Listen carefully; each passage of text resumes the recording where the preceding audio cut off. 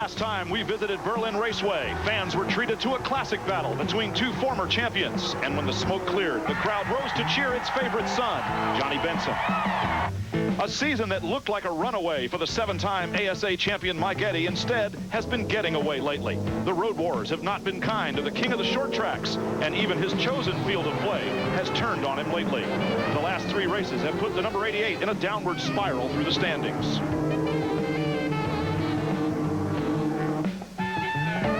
Rising through the ranks of the premier short track series in the nation has been the sophomore sensation Brian Refner in his black number 5, and he's done it with the stealth of a veteran. While the king may not be ready to step down from the throne, the contenders are gathering speed, ever mindful that one small mistake makes the difference between winning and...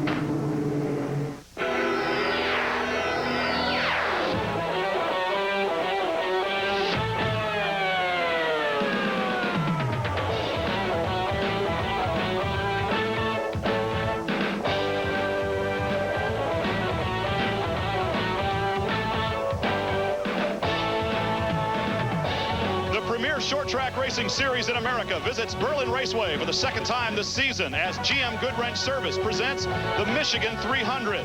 There's a threat of weather north of here, but at the racetrack it's hazy, hot and humid, and a packed house is on hand. Hello everybody, I'm Brian Drever along with Rob Albright, and for the second time this year we're standing in front of one of the most partisan crowds in all of racing. They will be vocal, they will be a lot of fun, and we hope that they are treated to, well, much the same as they were last time. Well, much the same as last time, but the setup to this race, Brian, really is more like we saw earlier this year at Cedar Rapids, Iowa, where local driver, hometown favorite Brad Loney earned his career first pole position there. Same thing has happened here tonight at Berlin. Dave Sensiba, last year's Rookie of the Year, he's on the pole, and the guy flanking him to his right is the same guy that Loney had to deal with unsuccessfully, I might add, at Cedar Rapids earlier. Well, of course, the common thread that has run throughout this entire season has been Mike Eddy in the black number 88 on a quest for his 8th, an unprecedented 8th championship in all of motorsports. So we will have fireworks right from the beginning with him sitting on the outside of the front row and a local favorite on the inside. We are looking for some great racing here. We always get it at Berlin Raceway, and that perhaps is why we're here for the second time. Well, we're going to go quickly now to the third member of our broadcast team, the guy that gets to have all the fun down on pit road, and he has his own fan club. Here's Ralph Shaheen. Something tells me I owe you guys, and something tells me that Mike Eddy thinks that maybe Berlin owes him. He finished second to Johnny Benson Jr. the last time we were here in June. Tonight, he starts on the outside of row number 1 next to this gentleman, Dave Sensiba, who has got his first ASA pole here tonight, maybe your first ASA victory. What do you got to do to put this thing in victory lane here tonight? Well, I think we'll let Mike set the pace. He's going to be out there setting a fast pace. We'll let him set the first 250, and we'll go after him the second 50. Well, if you watch that race live on Prime, you will know that it was Johnny Benson Jr. that got the win. Now, Johnny is 9 spaces back, and he's got a long way to go to get through some of the best drivers in ASA racing. Jeff Neal, best start he has had since Columbus. He was second there. How about the Bluebird on the inside of row number 3? Make that the outside. That is not the pole position where we've gotten accustomed to seeing him. Glenn Allen Jr., he was third here at Berlin at the last race. Maybe tonight is the night little Glenn gets in victory lane. And Johnny B, welcome home. Now, your guy, Mike Eddy, that you battled with last time we were here is all the way up front. Can you catch him? Can you beat him? Well, we sure hope so. You know, he qualified just like he did last time, and we're back here. I don't understand it, but, you know, this Burgess Chevrolet Monte Carlo, or Luna actually, running pretty good, so we're just going to see what happens. One of the most confident drivers when it comes to Berlin. He took his time in practice sessions today, guys. He is not worried at all about starting back in 9th. Well, as we look down on the starting field, one of the most interesting things, of course, that we have talked about throughout the season is Mike Eddy has been the points leader from the first get-go here. He won the first 3 races of the season. Now he's all the way down in 4th. Yeah, and I would say that, Brian, any of those top 5 a legitimate shot. Is Brian Refner a fluke, or is he for real? Absolutely for real. He has not put a wheel wrong this season. The team has prepared the cars flawlessly. I think only one time all year has he finished out of the top 10. So he's a legitimate contender. Scott Hansen, always a threat. So is Glenn Allen Jr. And Gary St. Amant, save for that late race crash at Topeka, actually might have relegated Mike Eddy, the hapless Mike Eddy, at Topeka to 5th. As we look at the second half of the top 10, we see the top 6 drivers, beginning with Brad Loney, separated by only 100 points. And all the way down to 10th place, we've still got a terrific race for the Super Cup point standings this year, sponsored by Hooters. Let's go once again down to Ralph Shaheen on pit road. Well, things are going to be heating up down there in a big hurry. Hello, Ralph. Brian, we're all set to go here at Berlin Raceway. We got a packed house. They're packed and ready to go racing. So we're going to get Randy Allen and folks from Eaglewood Construction get us underway.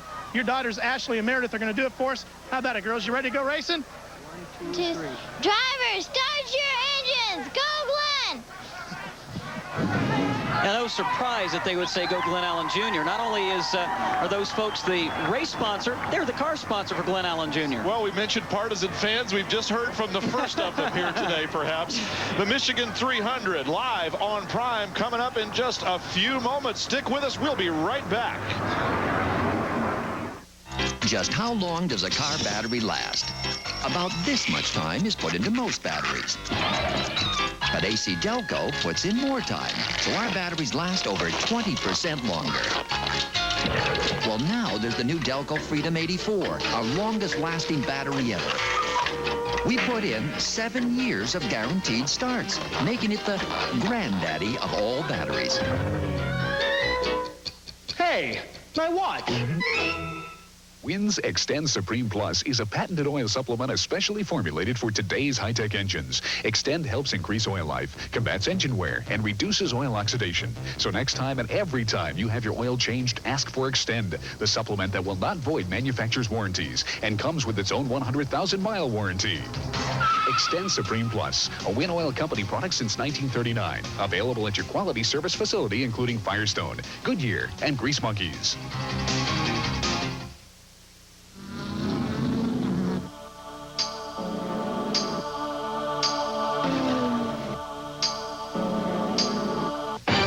Don't wait. Get the news weekly of motoring, Auto Week. Don't wait for driving impressions. Auto Week drives them all and tells you about them first. Don't wait for car news. Auto Week covers the world. Auto shows, the new, the old, and brings it to you fast. Don't wait for racing news. Get the news weekly of motoring. Auto Week brings you the winningest coverage first. Don't wait. Get Auto Week, the news weekly of motoring, now. Call 1-800-232-1520 for this TV race weekend special. Get Auto Week at the lowest price ever, $19.95 for 52 issues. But don't wait. This special offer expires midnight on Tuesday. Get Auto Week at the lowest price ever. Call 1-800-232-1520 now.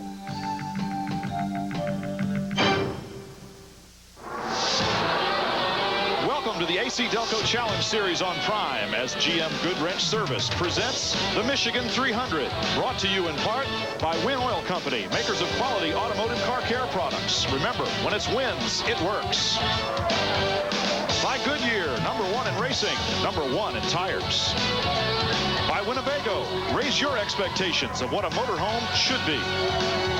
And by your GM Goodwrench Service dealer, we want your business.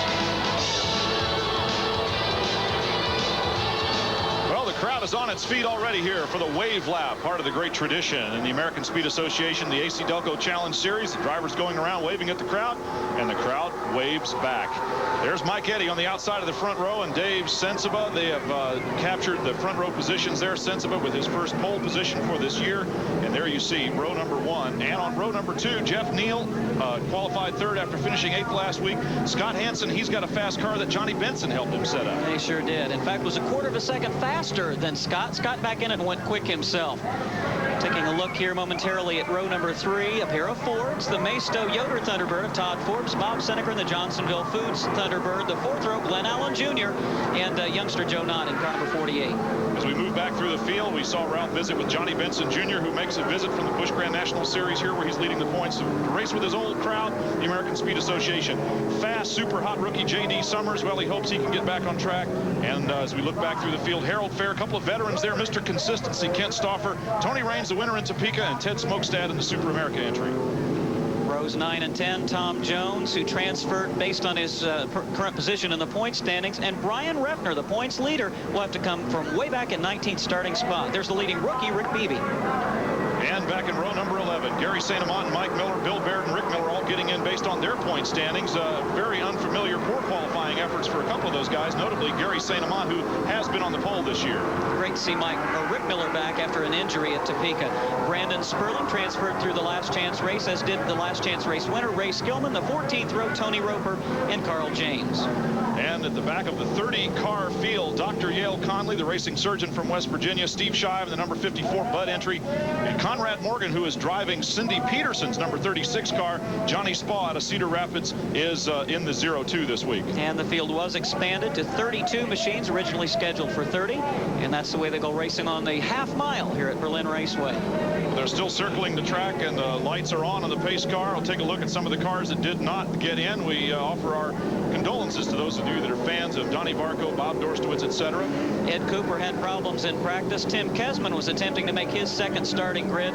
Dave Anspaugh sounded like the engine not up to song in car number 37. So the racing doctor, the second racing doctor, Dr. Yale Conley, the surgeon, is racing. Dave Anspaugh is has a doctorate and is a school teacher. Here's the track, 0.438. We call it a half mile. It's a short half mile. The turns bank 14 degrees. There's really not much in the way of turns here. Even the straights have an arc to them. And that makes for some very interesting racing. It's just perfect for side-by-side racing. Did you not find it interesting, one lap away from the start, that Dave Sensiba said he's not going to try to lead early in front of his hometown fans. He's going to let the black number 88 set the early pace. Well, that may be a little bit of veteran talking out of a sophomore racer there. Yeah, Dave Sensiba, right, perhaps wise before his years. 300 laps on this track will result in just under 150 miles of racing. 32 cars, as you pointed out. Thank you for the catch on that starting this one. Originally, they were going to start 30, and the bulk of the field comprised of Chevys. We're getting ready to go green here as the crowd goes to its feet one more time. Berlin Raceway, the site of some of the best racing we have ever seen in the American Speed Association, which is the premier short track racing series in the country. We would expect that tonight is going to be a barn burner of the highest order. Dave Sensiba said he would let Mike Eddy take the pace. Well, he's not relinquishing it easily. He's still nudging around on the inside. And as you said, Rob Albright, side-by-side racing, kind of a hallmark of Berlin Raceway. Dave Sensiba's a racer. Whoa. We've got trouble here on the main stretch. Gary St. Amant, points leader Brian Repner is involved. So is Bill Baird, the number 8 machine. That's a Carl James car. There's Refner trying to get back on the track. It looks as though all he did was run off the track. Not sure how much contact was actually taking place there. Now we see once again the pace car getting ready to go out. There is some damage to the 27 car of Ray Skillman, so he will be heading back down onto pit road to try to get things fixed. The whole tail end hanging off that race car. The hood smashed in. Looks like he kind of got it from both ends there. That is the number 27 machine of Ray Skillman. We're atop the main grandstand, and there's the bumper off one of the machines. I think that was Ray Skillman's car. Everybody has been able to drive away from the situation. Gary St. Amant, we understand, has sustained some damage also. Expect him to bring that car on pit road. But where we are in our booth, we're just above the top of the grandstand, but the top row fan stood up. We couldn't see it, and I don't know what you can tell. You can see that Joe Knott is involved there in car number 48. And of those coming through, yeah, I mean, he was the farthest up in the starting field. Where did Joey start?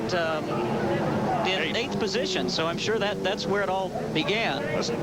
Well, even though we couldn't see from the booth, our cameras, of course, catch everything. Here's the speed shot, what we call the speed shot. It's a fixed camera on the straightaway, and, well, any further hints as to what might have gone on? Joe Knott certainly out of shape there, along with J.D. Summers. And both of them drove right away. They were gone by the time these other cars made contact with one another. So, again, we don't know why Joe Knott spun, but it's obvious that he is the one that actually caused everybody else to lock up the brakes. The work now will begin on Gary St. Amant's wins Ford Thunderbird, as well as the number 27 of Ray Skillman. And Rouse is already at Gary's pit.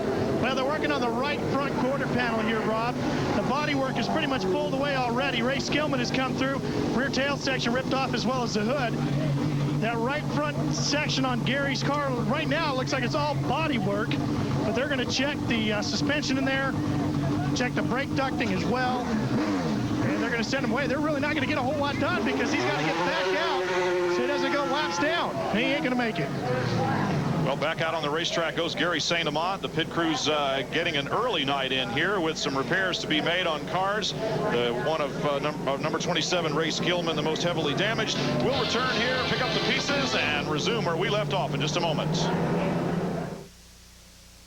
Now you can get into tennis with no strings attached, because now when you subscribe to Tennis Magazine, we're going to give you the first issue of Tennis risk-free and send you a free carry-all bag. When I pick up Tennis Magazine, I get excited that I'm going to learn something new that I can go out and apply on the court the very next day. Subscribe for just $19.77 a year. Call now and get this carry-all bag and the first issue risk-free. Order Tennis Magazine now. 800-832-1800. Right now, I'm shooting a live shot of my partner, Steve. I'm shooting a live shot of my partner, Dan. Together, we're producing an exciting new drama, Live Shot. It's set to premiere on UPN in the fall. It centers around the television newsroom. But the focus is a little bit different than you might expect. Oh, God. Oh, Harry, just shut up and do me. Only one network that would let us try something as different as this show. Or as bizarre as this promo. Live Shot. Premiering August 29th on UPN 38. Prime SCCA Trans Am is headed for the hills. The corners, the straightaways, the S-turns, the dirt. The dirt? SCCA Trans Am. The SCCA is in Watkins Glen tonight at 9. Motorhome facilities for Group 5 sports and the AC-Delco Challenge Series are provided by Winnebago Industries. We love them. For more information about Winnebago, call 1-800-643-4892. Winnebago. Once again, down to Ralph Shaheen in the pit of Gary St. Amant. Ralph?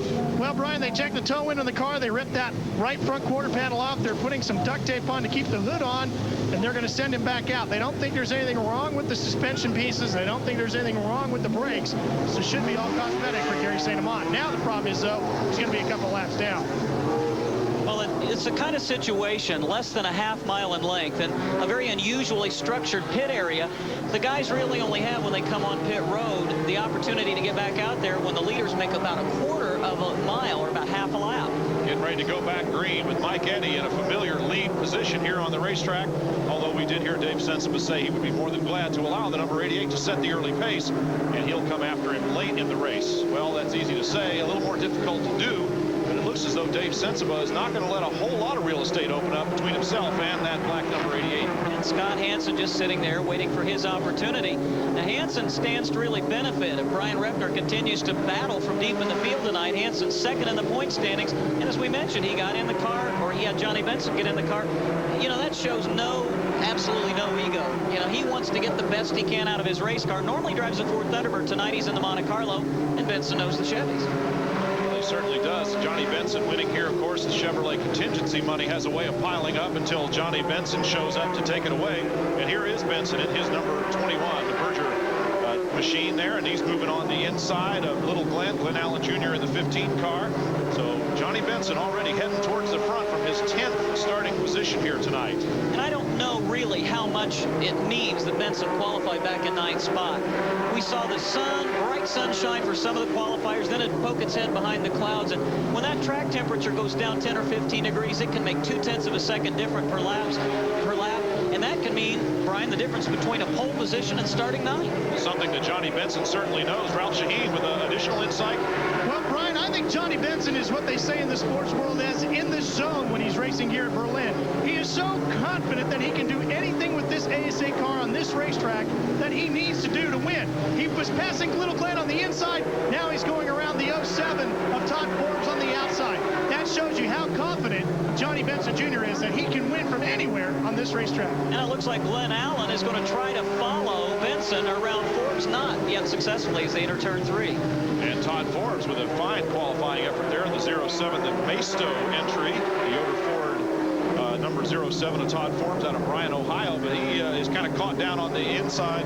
And down in the pits, we have Tony Raines, the winner in Topeka last week. Ralph is there. Well, this is a very surprising thing. We did not expect to see Tony Raines having problems here. They were really hoping to carry the momentum from that Topeka win with him. But Howie Leddow is over here taking a look at the motor. They're not sure what the problem is. We haven't had a chance to ask Howie. We'll let you know as soon as we get more word. Well, the hood up on the race car and not a lot of frantic activity tells us that they are indeed trying to figure out what's wrong with that race car and don't have any idea what to start working on yet. Mike Eddy leading Dave Sensiba, the front row, stays up front, and swinging up a little bit higher around the outside there was Scott Hansen, touching on Scott Hansen again. As you said, Johnny Benson came over, helped him with the setup, and he was telling me, he says, that kid Benson is so smart and so knowledgeable about this race car and this race track. I couldn't help but ask him. He just gave me the setup. We put it on the car. I didn't think it would work. I didn't think I'd even be able to get the car around the track. Came out here and worked almost perfect. And then Benson got in the car, tweaked it a little bit more, and Scott Hansen said he's happier than he's ever been with the car here at Berlin Raceway. Let's go again down to Ralph Shaheen. Well, the noise you hear in the background is Tony Raines trying to figure out what's wrong with his Pontiac. It's sputtering on him. They've checked the battery, they've checked the ignition, and now they're looking at the carburetor. For some reason, it's just not running on all 6 the way it should. You know, Scott Hansen's beginning to fall back just a little bit. We've watched him run into turns 1 and 3. He's lost ground. There you can see him as Mike Eddy and Dave Sensiba pull away from Scott. Scott Hansen may have been happy with his race car, but perhaps that happiness is not translated very well right now. As you mentioned, the temperature change can make a dramatic difference here at Berlin Raceway. The smart money says that a car will tighten up when the temperature gets a bit cooler. There's Hansen. He is definitely pedaling backwards while Johnny Benson leads the charge towards the front. And you know, I just saw as Glenn Allen takes a spot away, he's now trying to follow the trail that Benson is blazing. Not too far behind him is the car number 33 of Brad Loney, who didn't qualify very well. Now watch these guys as they go down the backstretch. Right at the end of the backstretch, right? Well, I didn't see it that time. There's a bumper laying up on the top part of the racetrack between the backstretch and turn 3. Up front, Dave Sensiba may have said he was going to be patient, but he is certainly not displaying the patience that he shared with Ralph Shaheen early on, letting Mike Eddy set the pace here. Of course, there's a little something about racing in front of your hometown fans, and the crowd is certainly on its feet every time Dave Sensiba challenges Mike Eddy. I don't know, maybe he's a little motivated out there. Well, I think Dave will challenge, but I don't think he'll jeopardize crashing either one of them. It's too soon. There's that bumper I was talking about. It is. I guess I'm not seeing things. Watch how much room Sensiba gives Mike Eddy as he pulls alongside. Doesn't lead that lap, but maybe out in front by the time they get to the start-finish line next time, and I think he will. Well, he certainly has, and perhaps Mike Eddy, too, realizes that a little bit of youthful enthusiasm, it might be better to take the discreet path and follow around just a little bit there. Sensiba, with a fast car, obviously from qualifying, and a knowledge of this racetrack, perhaps set the car up where it was pretty fast in qualifying, knowing that it would come back to him just a little bit more as the night cooled off. Now he's actually pulling away, and we've got a car up on the outside. J.D. Summers in the number 22 entry. Former Rookie of the Year leading candidate in the JS Racing Ford is up there trying to get back onto the track. Now, there's another car involved that went over the banking, I do believe, and I haven't seen him come back on the racetrack. An unusual configuration. The wall ends at turn 2. It doesn't begin again until turn 3. Gary St. Amant continues to have problems with the fiberglass bodywork on car number 7. Some kind of bad mojo working here in ASA. The winner in Topeka from 2 weeks ago, Tony Raines, out of the race early. And now we see another terrific car, 88, Mike Eddy. Of course, he goes into the pits and unscheduled, but perhaps, well, we've seen him do intelligent things unsuspected by the rest of us before. That is definitely not scheduled. And, of course, the bad luck continues for Gary St. Amant, one of the leading contenders for the points race this season. We'll be back to Berlin Raceway in Marne, Michigan very shortly.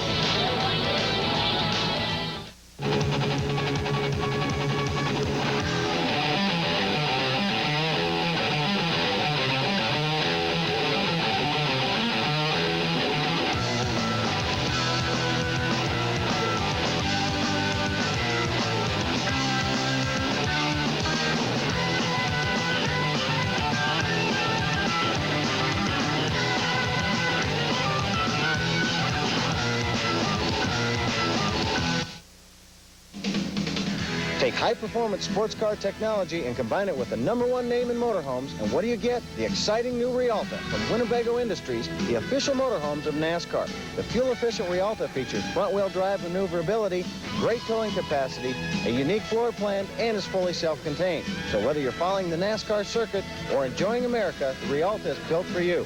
For more information, call 1-800-643-4892. The new Rialta, it's more than a motorhome. Power up with a power-engineered system from Competition Cam. Matching components for peak horsepower. Cams, lifters, springs, valves, rockers, timing sets, and push rods. An unbeatable system. Power-engineered components produce outstanding power and outstanding torque. Cam Help is your toll-free link to the Competition Cam's technical department. Call 1-800-999-0853. You can't beat a power-engineered system from Competition Cam. Would you like some fries with that? We're back at Berlin Raceway in Marne, Michigan. Mighty tasty there. Feels good on a hot night here in Western Michigan. Mike Eddy back out on the racetrack, as is Gary St. Amant. Let's go down to Ralph Shaheen with more information, particularly about the 7 car. Well, this is Bud St. Amant, Gary's father and crew chief. Bud, I see radiator fluid down here, and Gary back in the pits after an off-track excursion. What's going on? Well, when he went off the track back there, the nose got knocked down a little bit and wasn't getting any air in the radiator. So hopefully we got that thing back up and pull her back down. Okay, let's update you on Mike Eddy as well. Mike pitted, the right rear tire was going flat. Howard Thomas and the crew put on 2 new ones. He's back out. Boy, this is not a place that you want to lose track position. Mike Eddy will have to tiptoe back through the field. As the cars stream past the start-finish line, there's the points leader, Brian Repner. Remember, he was involved in that first lap incident, and suddenly Johnny Benson comes in to challenge his buddy from here in this Grand Rapids area, Dave Sensible. Rob, 30 laps, 31 laps now gone to this race. We've had enough action for a 300-lap race already here. Lots going on. We got another car up into the wall down in the turn 3-4 area, and that appears to be Dr. Yale Conley, the number 3 machine. If I'm not mistaken, he put the very same car in that very same turn the last time we visited Berlin, but I may be reaching for a recollection there. As he tried to get it refired, did you see Dave Sensible slow down, trying to allow Conley to get restarted and maintain his position on the lead lap? But, you know, at some point, you got to go on by, and that's what Dave did. Dave Sensible leading now. Of course, the good news for him is he doesn't have to contend with Mike Eddy. Eddy, who came in to stop to change that tire that was going down, is now not the main contention for Dave Sensible. That's the good news. The bad news is the man challenging for the lead when we come back will be Johnny Benson Jr. Promises to be exciting. We'll see you in a minute.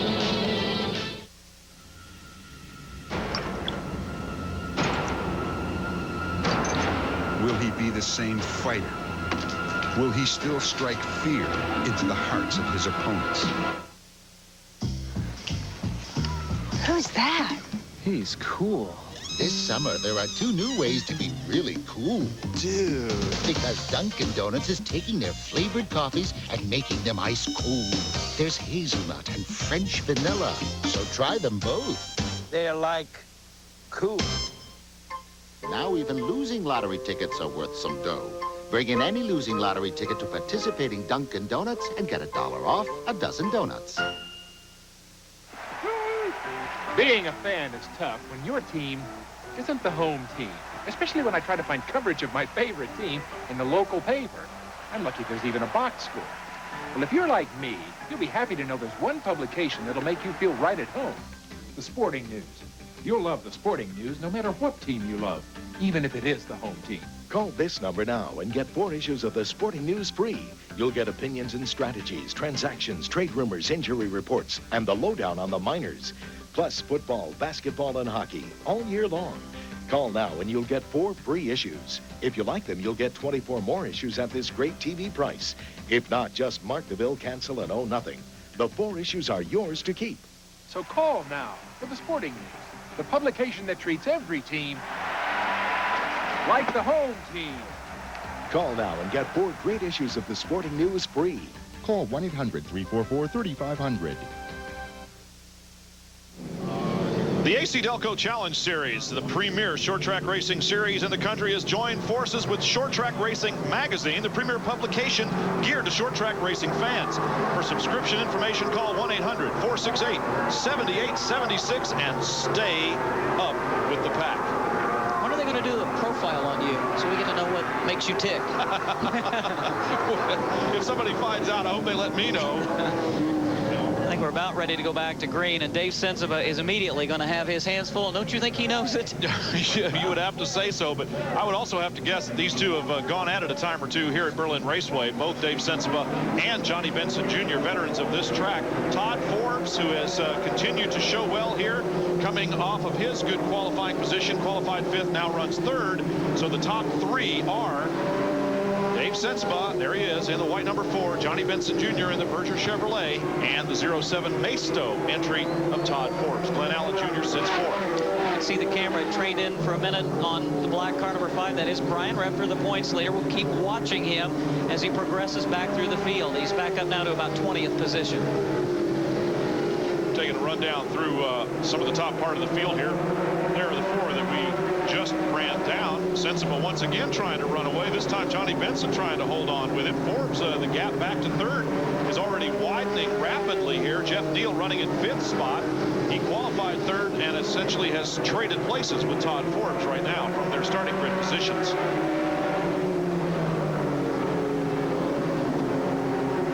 Well, we talked about Scott Hansen falling back through the field. There he is in car number 53. He elected to stay on the racetrack, even though he does not have a particularly good handling car.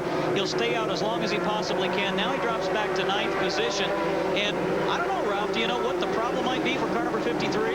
Well, we're going to ask his crew chief, Danny Stillman. Danny, what's the matter with Scott? The car's a little bit too loose right now. We got to wait for a caution to come in and fix it. This will be the last time that Danny Stillman holds the position of crew chief with Scott Hansen and the boys. Next week, he goes corporate on us. He's got himself a desk job in racing. We'll have to talk to him a few weeks after that and see if he doesn't get the bug to come back racing again. Once it bites you, it's pretty hard to cure. I've never seen a racing desk. I know I sit behind one all winter long, and I get cabin fever. At the end of the racing season, it's like, man, I'm tired. I don't think I ever want to go back. It takes about a month, and I'm ready to crawl out from behind that desk again and hit a racetrack. They have really spread out on the track right now. Not only the gap from second to third, but now Sensiba trying to pull away, and has done so somewhat anyway, from Johnny Benson Jr. So Dave Sensiba, the pole sitter, moving up, and he will be contending not with cars chasing him from behind so much anymore, but with lap traffic very shortly. Here's Benson in car number 21. Don't you think he's just running right now where he wants to be? It is 300 laps. Now maybe we'll settle down into a pace and let these guys run some laps under green. One of the first victims there of the leader is the number 8 car of Carl James in the Carbright Odessa Chevrolet. He goes a lap down on the racetrack to Dave Sensiba, who certainly has this number 4 car dialed in well. The Western Michigan Chevy dealers Lane Automotive Chevrolet Monte Carlo, one of the first to switch to the new Monte Carlo bodies in the American Speed Association. He had nothing but bad luck at the beginning of the 1995 racing season after garnering rookie laurels last year. Crashed very hard at I-70 Speedway, was pretty sore for a while, but he's crawled his way back into the top 10. That's where he is right now, 10th in the point standings. His career best finish came the last race of 1994 at Jennerstown Speedway. You just saw the graphic. His best this year, a 3rd. I got a question for you. I'm sitting here mesmerized by your insight as I was watching the race. What causes Johnny Benson to, just like that, close the gap right back up where he's racing almost on the bumper of Sensiba? Did Sensiba slow down? Did Benson finish talking to his crew chief and get back to the job at hand? We got another spin up the turn 3-4 area. 3 more cars involved. And one of them, Dr. Yale Conley, there in the foreground as the others try to get moving.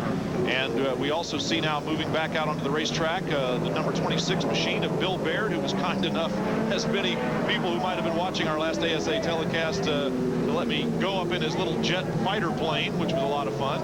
And the other car involved, the 54 there of Steve Shive, the Rick Cole Enterprises Budweiser Chevrolet. We're 48 laps into this race. It's really too soon for scheduled pit stops, so I don't expect Hansen to come in. Also, there you can see Glenn Allen Jr., the purple and white car number 15. He had dropped back a couple of spots. What a great race that young man is having. Todd Forbes in car number 07, 1 career win. Came a couple of seasons ago at I-70, and this is a surprise. Johnny Benson Jr. going into the pits. This could be a strategic move. This could be something that needs to be done, and he's already on the way out. Okay, he has been in and be out. We'll find out from Ralph Shaheen when we come back from these important commercial messages. The Michigan 300 continues here at Berlin Raceway, and the crowd is looking for some more.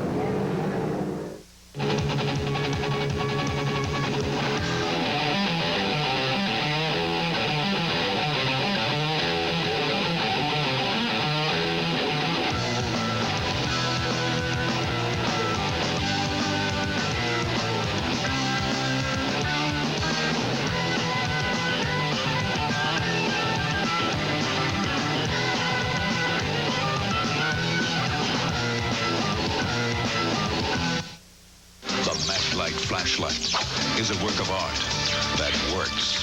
A Maglite flashlight is the brilliant gift idea for any occasion. Slick 50 protects the vital moving parts of your engine for up to 50,000 miles. Slick 50 starting your engine without it is a terrible thing to do. Just a reminder, when you need them, we got them. Big A, America's Parts Pros. Thomas Vale is out of his mind with fear, but he isn't out of his mind. He took a picture he shouldn't have taken. Now someone wants to erase every trace of his existence, and they'll go to any extreme to do it. He's trapped in a maze of intrigue and deception. Is there a way out? Find out. Nowhere Man. Premiering August 28th on UPN 38. Make your plans now for the 4th Annual New England 200 PPG IndyCar World Series race at New Hampshire International Speedway. Sunday, August 20th at 1:15. See the greatest names in open-wheel racing: Andretti, Rahal, Fittipaldi, 1994 champion Allinger Jr., and Indy 500 winner Jacques Villeneuve. Witness the energy, the power, and the force of the 200-mile-an-hour Indy cars. Great seats are available at the gate race day for their only New England appearance. See them at New Hampshire International Speedway.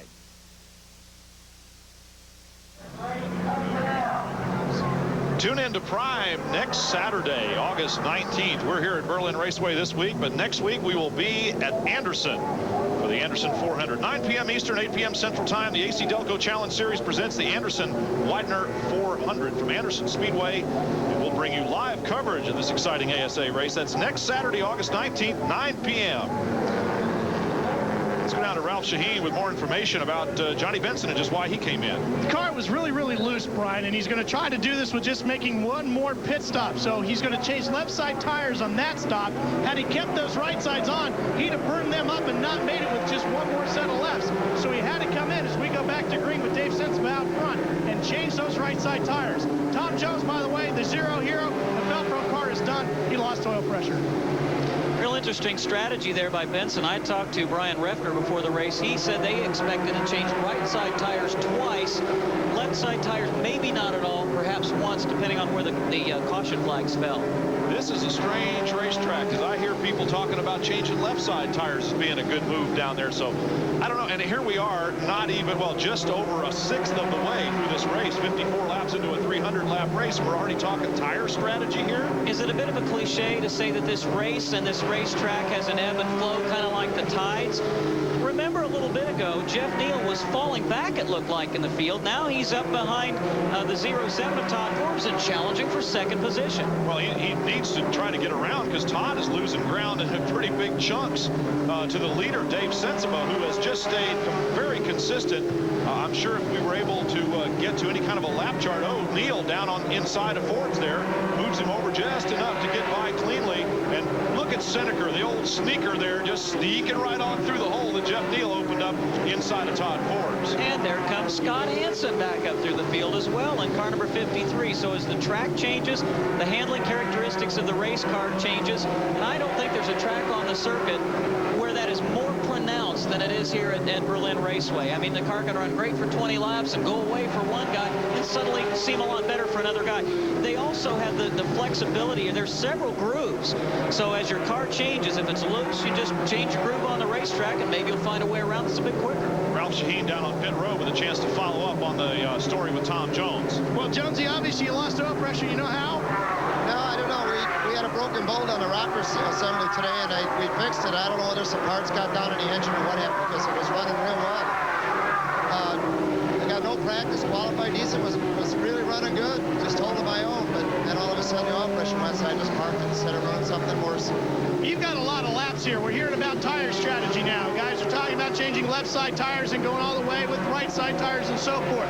What do you think, from what you know about this racetrack, what seems to be the key tire strategy? Well, I think on a 200 lapper, that's the real key, just changing tires once. But I think on a 300 lapper, if you could get a set of left side tires sometime in the middle and then go on and maybe change two more on the right, you'd be in good shape. It'll be interesting to see how that plays out. If you're wondering what all that flame is and you're new to racing, there's not a problem on car number 4. They just have an extra rich fuel situation, and all the fuel doesn't get burned. Well, if you wondered why we haven't been talking about car number 88, he stopped early for a right rear tire going down, and Brian, he's already climbed back up to 12th position, and only about 3 cars behind him is Benson. Well, I'm wondering what took him this long. He's saying already Mike Eddy has a way of chewing through the field like Pac-Man here. And now he and Brian Refner, of course, the new points leader, number 5, Brian Refner, and the former points leader, Mike Eddy, number 88, and on their way up through the bunch there. Just ahead of him, Joe Nod in the number 48 machine. We saw him involved earlier, but apparently unscathed in that first or whatever second lap, perhaps, at any rate, right at the beginning. beginning of the race, an altercation here on the home straightaway. As was Refner. And isn't it interesting that Refner has also, along with Mike Eddy and Johnny Benson, the three of them running nose to tail as they come off turn 4, have worked their way back into contention already. And look at Benson go to the high side of Mike Eddy. Racing going on here. Some patience being exhibited by some of the veterans. Johnny Benson Jr. Working his way up alongside Mike Eddy. That's where we saw them for probably the last 40 laps of the race. The last time we were here for the 200-lap event. Of course, they're almost side by side, racing nose to tail now, but very deep in the field. If you've just joined us, yes, these are the two that duked it out here a couple of months ago, all the way to the checkered flag. But no, this is not for the lead of the race. They're back around 9th and 10th positions. But this crowd right in front of us, they go to their feet every time these two get within inches of each other. They go to their feet anytime anybody pulls up alongside Mike Eddy. It looks like they're going to cause him to lose a position. Look at this. Mr. Inside, Mr. Outside, making a Refner sandwich there out of the number 5 car. Benson gets around, perhaps knowing a little something that Mike Eddy didn't. And Johnny Benson set sail out in front of Brian Refner. Mike Eddy still stuck behind. When is the last time you saw Mike Eddy in a 3-car sandwich get out of the throttle and let the other two go? Probably a very wise move at this juncture. Remember, here's the guy that had led from the start of the season, the point standings, winning the first race of the year, now finds himself back and forth, and he has to make sure that he runs all night tonight. Well, the old saying, discretion being the better part of valor, may pay off in the later laps of this race for Mike Eddy. We'll make a mental note of that, as I'm sure you will at home. And now Mike Eddy working alongside the number 44 car there of Pat Bordeaux, the BASF Finishmaster Chevrolet. Good qualifying effort for that rookie contender. He was early on in the season contending for the Rookie of Year honors. He's really had some troubles here, looking to fight his way back into contention. Having a good night this evening, solidly in the top 10 in the early going, now challenging Brad Loney for position. Speaking of rookie contenders, we're getting a glimpse there just behind Mike Eddy of number 6, Rick Beebe. As we look now, here's a replay of that inside-outside move. Benson going on the high side, Mike Eddy down on the bottom. And it looked like that Eddy would be able to pull off the pass of Refner. But watch Refner, he stays tucked down, just doesn't give Mike a lot of racing room. And that car number 88, just, you know, you can work down on the bottom to a point and then you lose traction. That's what happened to Eddy. And it looked as though when Refner came up behind Joe Knott, both of them would be able to get by, but they sorted themselves all back out again. There is the number 6 just on the inside, Rick Beebe. His entry is the Engine Armour Chevrolet, and he is the leading rookie contender for that $50,000 Pat Shower Memorial Rookie of the Year prize. Another look there at Bill Baird, his car involved early. And back up to Brian Refner here running behind Joe Knott in the number 48 machine. Brian Refner has been so consistent throughout this season. We had to ask him what he thought was the reason for him being so consistent. He has finished in the top 10 in 8 of the 9 races this season. That's just one clue.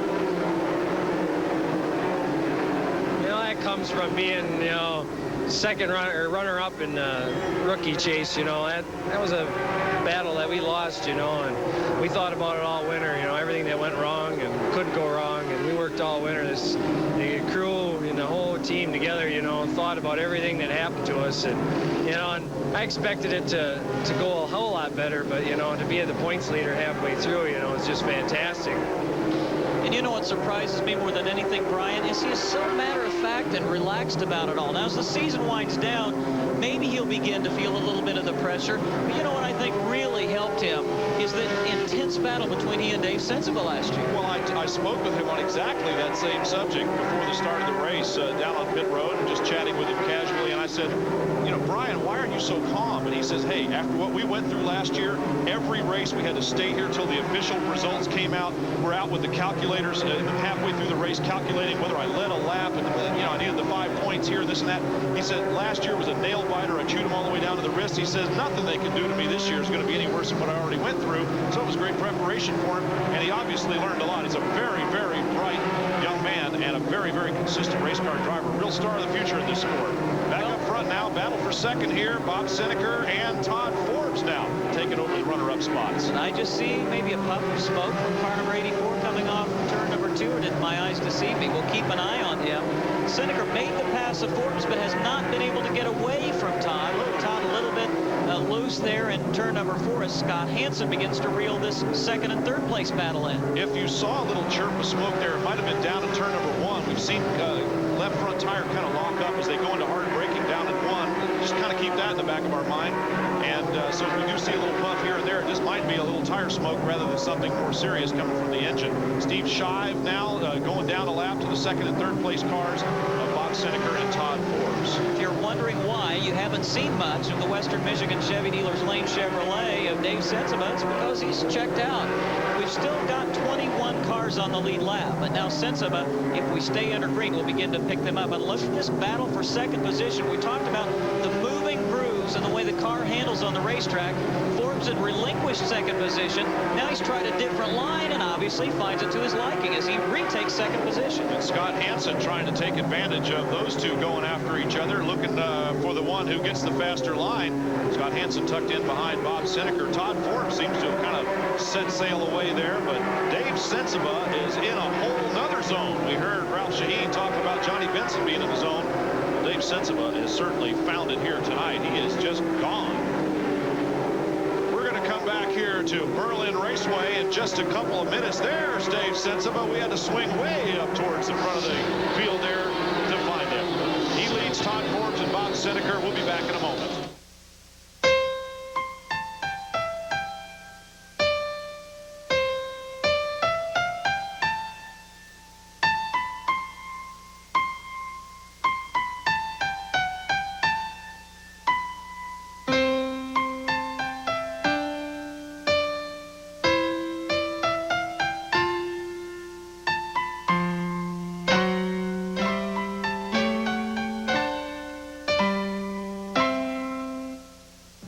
Follow the U.S. Olympic hopefuls in their quest for the gold, their journey to be the best on the Prime Olympic Odyssey.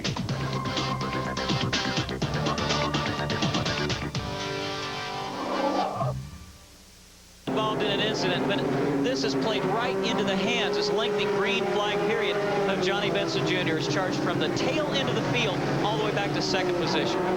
Johnny Benson Jr. and Todd Forbes racing second and third, about to put a lap on Ted Smokestad in the number 32 car. There's Smokestad in the Super America entry.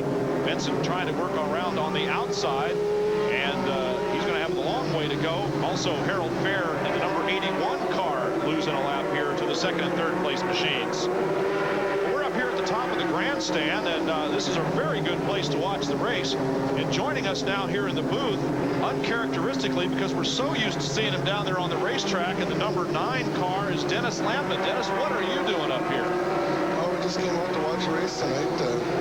Topeka got to be a long day, and just checked out our situation, and we have to get some sponsors on our race car this year, next year, and we just decided to regroup. We haven't shut the door. We're still there. Well, Dennis, you've been watching the race now for a little over 100 laps. Any thoughts, anything beginning to come clearly to your mind about what's been going on so far? I guess when they got in that first couple lap accident there, and Brian got caught in the back there, he just has to take his time, don't push the issue, and make laps here at Berlin, and he'll do just fine. Well, Dennis, you kind of hinted at it. What did you just tell us, that you are going to sit out the rest of this season? It looks very much so like that. If I was racing, I wouldn't be looking for a sponsor, and I just don't feel that I'm as competitive as I should be, and I don't want to take anybody down with me, and my crew is still with me, and they're still up. It's just that we got to make some different plans. Yeah, I was just going to say, the heart simply can't compensate for the lack of dollars, can it? No, it can't. Dennis, I was just about to say, now that Glenn Allen Jr. here, oh, look at there, a little nudge, and Dave Sensiba got kind of out of shape there for a second. Glenn Allen successfully fighting off the charge there of the race leader, Dave Sensiba. What do you think might be wrong with Glenn's car? Well, the racetrack was loose this afternoon there. Everybody was, they tightened their cars up probably a little too much when the sun come down. And they're all having trouble with the car turning in the middle. Here's the battle for fourth place. Scott Hansen, who was kind of seesawing his way forward and then backward, and apparently going forward again. Bob Seneker, who went to the front and now seems to be having problems.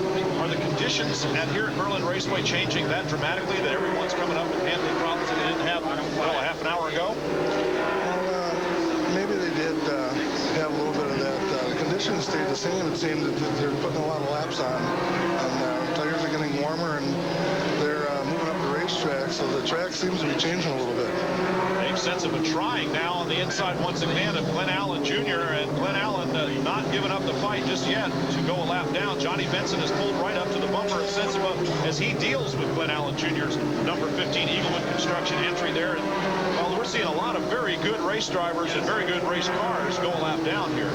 Dennis, I know we can sit here. It's easy for us to sit here and say that as the track changes, the handling changes, you can find different grooves here. But we've never driven on this racetrack. You've won here. Is that really, in fact, the case? Well, in this place, you don't attack it. You just drive it and let the car roll and give it as much room as you can give it. And let the other guys falter, because they'll try to drive harder. They figure they're going slower, and you end up running by them later. Obviously, 1995 has seen new pavement here. Does that have an effect maybe on tire wear or on the condition of the racing surface? Well, actually, the new pavement made the race cars pavement tight. You could actually say that they stick real well. And it's sometimes you over-adjust the car to compensate for that in the middle of the corner.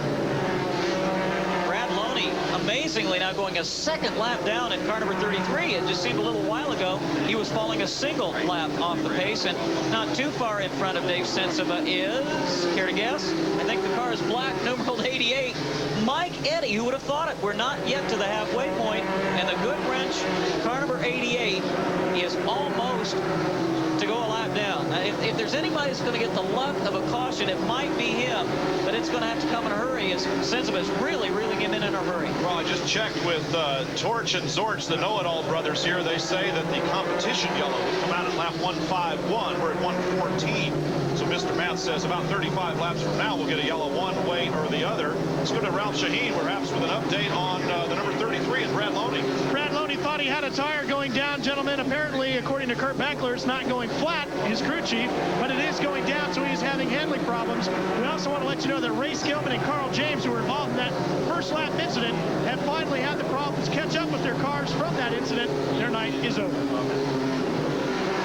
Ray Skillman in the number 27 car, the DuPont Kindle Imperial Van Oldsmobile, the only Olds in the field, out of there. And Carl James in the number 8 car, that would be the Cartwright Odessa Chevrolet, also the night over for him.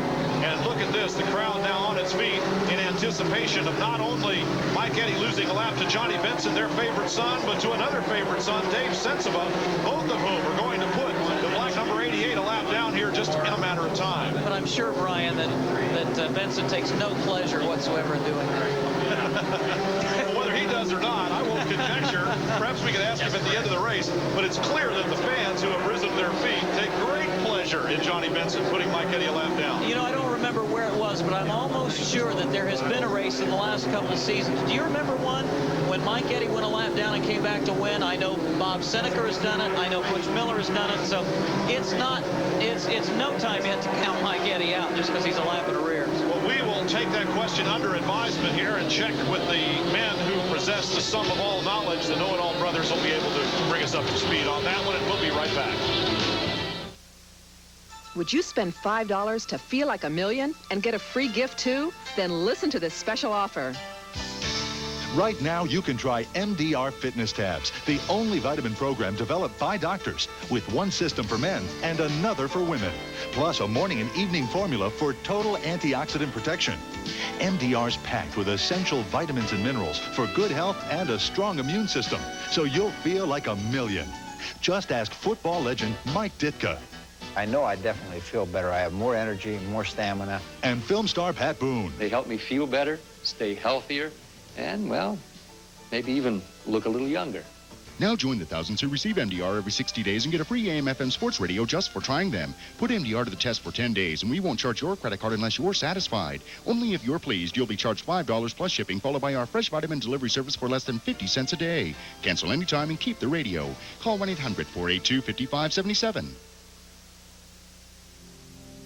There isn't a single town around here where you won't find a boy who needs a big brother. What does it take to be one? All you have to spend is time. All anyone wants you to give is yourself. But you do that, and you'll change a kid's world.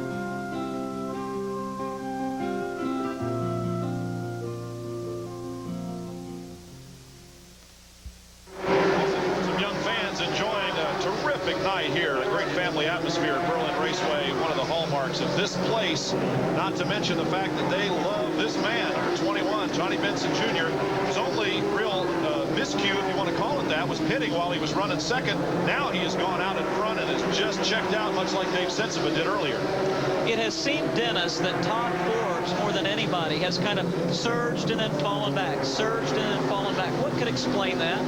I guess you got to be as consistent as you can be in this racetrack and make the same moves and the same laps every time and not try to overdrive the race car. It looks like he got into trouble a couple of times, and then he'd come back and think about what he did the last lap, and he'd get it done again. Johnny Benson has stretched his margin now over second place Todd Forbes to about half a straightaway as Dave Sensiva runs in third position. The answer to the question that you asked before was Toledo in May of last year when Mike Eddy went a lap down and came back to win. So it can be done, and if anybody can do it, of course, it would be the driver of the black number 88 Goodwrench Pontiac. Talked about the competition yellow. For those of you unfamiliar with that, on short racetracks like this one, just under a half mile, if we run 100 successive laps under green, the yellow flag will automatically be displayed. Now, normally that allows a lot of cars to remain on the lead lap, but with the pace the leader Johnny Benson is setting, we're down to now just, I think, 10 machines on the lead lap. 10 cars on the lead lap, and it's really incredible.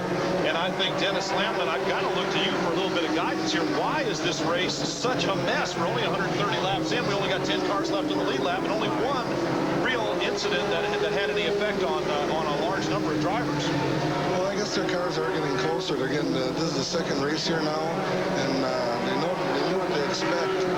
And some of them just might have overcompensated from the last race and decided to, when they did go in and change the car, maybe it wasn't ready to make a change on the car. Maybe it was just the racetrack at the time. Apparently have a question coming from down in the infield there. Ralph Shaheen, go ahead. Dennis, I'm watching Johnny Benson as he goes down into turns 3 and 4.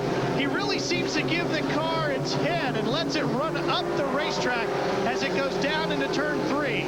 Is that the kind of thing, as you watch him there, you see him drift up a lane and a half or so? Is that something he might have to worry about what he's doing to those right side tires as far as scrubbing off too much rubber? Or is he actually saving the tires because he's not working them so hard by not letting them overheat? Yeah, he's letting the car set and roll quite a ways, and then he's picking up on the gas, and that's just making him go forward even faster. Well, let's give you a quick rundown now of the 10 cars that are being shown on the lead lap. Of course, there's your leader, Johnny Benson. Todd Forbes runs in second position in car number 07. Third is Dave Sensiva, the early race dominating factor. Fourth is now car number 5, Brian Refner. In fifth position, Scott Hansen. Joey Knott is in sixth spot. In seventh is Bob Seneker. Eighth is Jeff Neal. Ninth, and what a great run again here at Berlin. In the early going of this race, started in 27th. Tony Roper is up to ninth. We keep talking about the talent that he has, but he has all kinds of bad luck. I wasn't about to tell him to have a good night tonight. It seems to be a jinx. And Rick Beattie, the rookie, is still on the lead lap and being shown in 10th position. We're going to take another break from the action here. We hope that you have been updated sufficiently on all the cars on the lead lap. There's a look at some of the folks working hard here at the racetrack, and we'll be right back.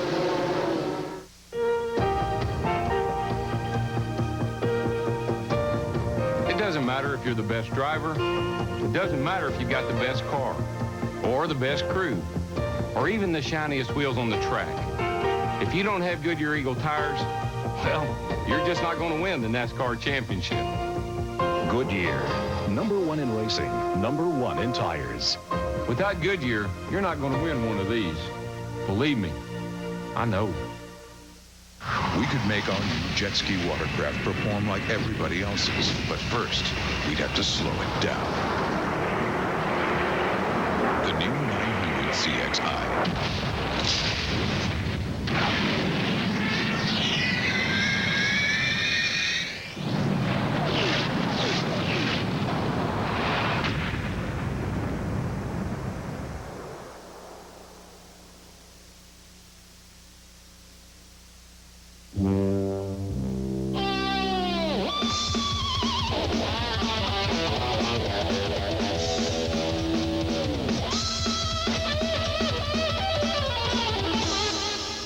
Mother's California Gold, the finest cleaners, polishes, and finish restorers. Carnauba wax protects and shines. Easy to apply, looks great.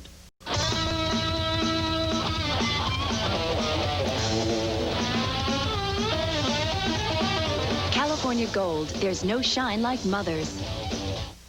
Hear all of baseball's news straight from the source. Old-timers, all-stars, and celebrities all get a say when Ed's the host and you're talking baseball. Ed Randall's Talking Baseball. Hear all the chatter all season on this regional sports network. Don't you wish you were here sitting in the grandstand with these folks? Because we have got a terrific race, even if it is a little bit of a mess. Johnny Benson, the race leader, and of course the winner here earlier this season has just put Mike Miller down a second lap. Miller running in 15th place on the racetrack right now. And Johnny Benson Jr. is just riding away. Total domination is one way to put it here, Rob Albright and Dennis Lampman. But I'll tell you what, lots of strange stuff going on back in the field. Look at Todd Forbes on the move. He's moving forward. Dave Sensema has disappeared, who was racing right alongside Forbes a moment ago. And Brian Refner, as we mentioned, has already moved up to fourth, and he is moving forward in a big hurry. I have a question, Dennis. Benson has already changed right side tires. When he comes back in, will he go to that same side again, or you think he'll go to the left? You know that everybody else, like Todd Forbes, they're being shown in second place. He has to change right side tires. What do you think Benson will do? Well, he might just go to the rear tires, or he just might change the right side tires and let the left sides go, because they're not wearing on the racetrack. They look like brand new when you get them off of here later in the race because of the racetrack and what he's working. He may never go out. He may never pit again. We'll have to see what happens. Interesting observation, and we're seeing some sparks from Todd Forbes' car. Maybe we can get a look at that here in a minute. And here's the battle for position. Reminiscent? Yeah. How many times did we watch this happen last year? And Sensema now has fallen into the clutches of Brian Refner. And again, we're going to watch the fourth Thunderbird. There you can see it. Some sparks coming out from under. That's not good. Todd Forbes' car. Dennis, we're going to lean on you again. What do you think? Any idea what that might be as we go to yellow? Whatever it was just fell off the car. Well, the caution flag has come out a couple of laps before we anticipated a competition yellow would be waved. We are trying to determine if this is the competition yellow or whether there is something that we didn't know about out there on the racetrack. In any case, the pace car is on the track. Johnny Benson Jr., winner here a few weeks ago, is the race leader. Todd Forbes, from under whose car we saw sparks a moment ago, heads down into the pit road. And let's go to Ralph Shaheen. He'll be at ground zero here for a while. Johnny Benson brings the famous number 21 to a stop. This is the car that he won his ASA championship with. They go to the right side. They will put on right side tires as Johnny's wife Debbie leans in and gives him something to drink. Now we also want to update you on Todd Forbes' car. They thought they had a tire going down as Benson leaves his pit. Forbes is 2 stalls away, and they're changing right side tires on his. So his left side's on Benson, right side's for Todd Forbes. But it sounds like all they're doing is tires for Forbes. It was debris on the racetrack up in turn 2. We were 1 lap away, I think, from a competition yellow. Well, it's indeed correct. This was a real honest-to-goodness caution flag, not a competition yellow. They looked around underneath Todd Forbes' car and didn't seem to see anything that bothered them too much. I'm sure we'll get to the bottom of that and a whole lot more as a result of all these pit stops. Jeff Neal, Todd Forbes returning to the racetrack, and these folks are eagerly awaiting racing to resume. AC-Delco knows that as a car gets older, its engine runs rougher. So we developed a spark plug to help bring back new car feel, and things really gelled. Introducing Rapid Fire from AC-Delco. It makes an engine idle up to 27% smoother and accelerate with up to 18% quicker throttle response. New Rapid Fire. Its performance ought to have the competition shaking. Racing Electronics is the official supplier of electronic equipment for the American Speed Association. Whether it's ASA, NASCAR, SCCA, or NHRA, racers and race fans alike depend on Racing Electronics. The same electronic gear that your favorite race teams use is available to you. Just call 1-800-272-7111 and a representative will send you a free full-color 32-page catalog. Call 1-800-272-7111 for Racing Electronics, racing's leading supplier of electronic equipment. Whatever happened to the American dream? The dream that said hard work counted for as much as deep pockets, that if you learned the ropes and believed in yourself, you could become a sports hero without being blessed with $1 million deal.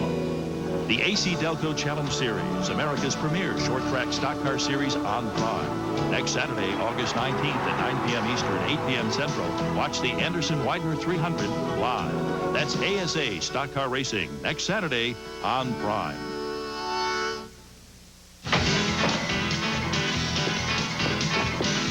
I'll race you for your nutmegs, boys.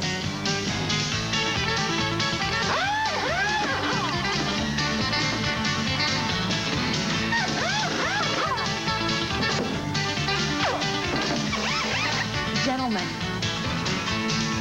you want to make it in NASCAR, hold on to your nutmegs. Nutmeg, the NASCAR apparel worth holding on to.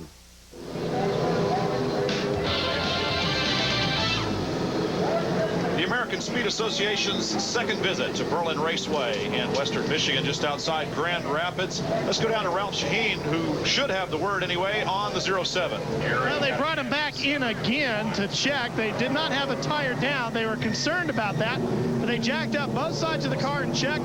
Doesn't seem to be anything dragging. They can't see anything hanging down. They're not sure. They think maybe the rear end is shifted a little bit. They're not real sure. All they can do is get him back out there, let him run at speed, see if they can detect the problem. Okay, now Rob and Dennis, let's have a show of hands. How many saw sparks coming out from under the 07 car just a little while ago? Raise your hands. Okay, all three unanimous up here in the booth. I'm sure those of you at home that were paying attention at that moment anyway saw them too. So, well, if they can't find anything, we're not sure what it might have been. Maybe something just got stuck up under the car for a minute or two. In any case, Todd Forbes and the Noah Yoder Maisto entry back out on the racetrack, losing a lot of track position, though, by coming into the pits twice during that caution. Certainly keep an eye on him and see if he has a problem. It will evidence itself shortly, I'm sure, if in fact there is something wrong there. Serious. Now they're circling behind the pace car. Mike Miller, the number 18, on the tail end of the lead lap. He stayed out there, so he is the first car behind the pace car there. And we look back through the field, and there's Gary St. Amant's damaged number 7 machine. You were talking to some St. Amant fans earlier today, Rob. Yeah, we've got some fans, a few. A little gal named Tiffany Tennyson likes you and I. She brought us pictures that we took of her. But her favorite is that guy right there.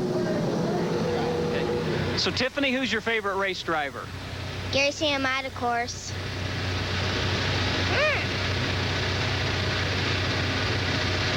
I would rather have that chocolate chip cookie. I like it. Wins my heart, of course. Gary St. Amant wins my heart. The Win sponsorship on the number 7 car there, the Port City Ford Thunderbird of Gary St. Amant. There's Mike Miller, who stayed out. Dicing now with Dave Sensiba, who also stayed out and would be the leader of this race. Now putting Mike Miller back down 1 lap. And there's Brian Refner, number 5, after starting a little deeper in the field than we might have expected. Fought his way up towards the front and then was involved in that early accident. Now, since then, has been fighting his way towards the front, I should say. And he's right back into contention now with his old nemesis, Dave Sensiba, who won the Rookie of the Year battle last year against him. Mike Miller fought gallantly in that Funco Land Atlanta Communications Pontiac, but with old tires, there's just no way he's going to keep up with these guys with fresh right sides. Really not an indication of how interesting. I won't say there's been a lot of side-by-side, but the race has really changed its complexion several times. 3 leaders, 3 lead changes. Still showing 11 cars on the lead lap. Now it's back to 10 with Mike Miller going a lap in arrears once more. 5 caution periods for a total of 29 laps. That really does not begin to tell the story of what has transpired since the drop of the green flag at the very beginning of this telecast, because I've described it as being a mess, and I don't mean a mess in a bad way. It's just that very, very unexpected, unfamiliar, and quite bizarre things have happened. Bizarre. Mike Eddy down a lap. Hello? Well, and here are these 1994 rookie challengers battling for the top spot, and there's the battle for 3rd position. We haven't looked at Joe Knott too much. He had just stayed quiet and on the lead lap after that early race spin, and he now begins to put some heat on Johnny Benson for 3rd spot. The patience that Dave Sensiba said that he would display early in the race and letting Mike Eddy set the pace. Well, maybe he knew something about Mike Eddy way early, because it certainly has not been the 88 car setting the pace. And now we're seeing some other drivers maybe who were, in fact, being patient up to now as we approach 165 laps to go, or 165 laps gone, 135 to go. Dennis, let me ask you a question. We're going back to the lead bit. We've been watching Johnny Benson. You talked about letting the car roll up the racetrack, roll freely, but it looked like Benson's situation was a push rather than letting it roll freely up there. Well, since he changed the left side tires, that's exactly what happened to him. The car really got tight in, and the left side tires are pushing him through the corner. They've sent him a little loose there on his car. Dennis, what would be the problem then with number 4? Exactly the reverse. Yeah, they must have opened up the stagger a little bit and thought that he needed to roll a little bit more, and it just got himself a lot of handful of race car right now. Shaheen has been tracking down the strategies, which will certainly begin coming into play. Ralph? Well, Brian, we're 160-plus laps into this right now of a scheduled 300. And according to most of the crew chiefs, including Dan Gibbs with Johnny Benson, that should be it as far as tire changes and fuel is concerned. If there is a big yellow and they think it might be an advantage at the last minute, they might come in one more time just for tires. But they should be good on fuel, and most are going to try and stretch the tires. And you know what, Dennis, it looks like Benson has again adapted his driving style to the way these tires are working. He's now running a higher line all the way around the racetrack, not just in the turns, and he's found that the car is getting is hooking up pretty well. Yeah, the worst thing you can have happen to you here is having the car being loose in and loose off. You just can't get a direction on it. You can't get it in hard enough, and you just don't know what to do with it. And you'd rather have a car that's tight and you can aim it and then get it around yet. You drive a little harder and just force that tail end out if you have to. That's right. Brian Reffner now taking his turn and checking out as Johnny Benson fights on the outside with Dave Sensema. There is the points leader for this season now as we are into the second half of the season. Brian Reffner's consistency has been the mark of the way he has moved to the top, just like a veteran. You never know. He was only a second-year ASA driver. Here's the race now for fourth and fifth as Bob Seneker and Joe Knott go side by side, finding two different lines around the racetrack. Now Knott drops in behind. And Seneker really hasn't shown a whole lot tonight. He certainly has won his share of races here at Berlin and has almost as many fans here, I think, even though it's been a lot of years since he was a regular at Berlin, as do Dave Sensema and Johnny Benson, both more recent track champions here. Dan is the driver of that Johnsonville Foods car number 84.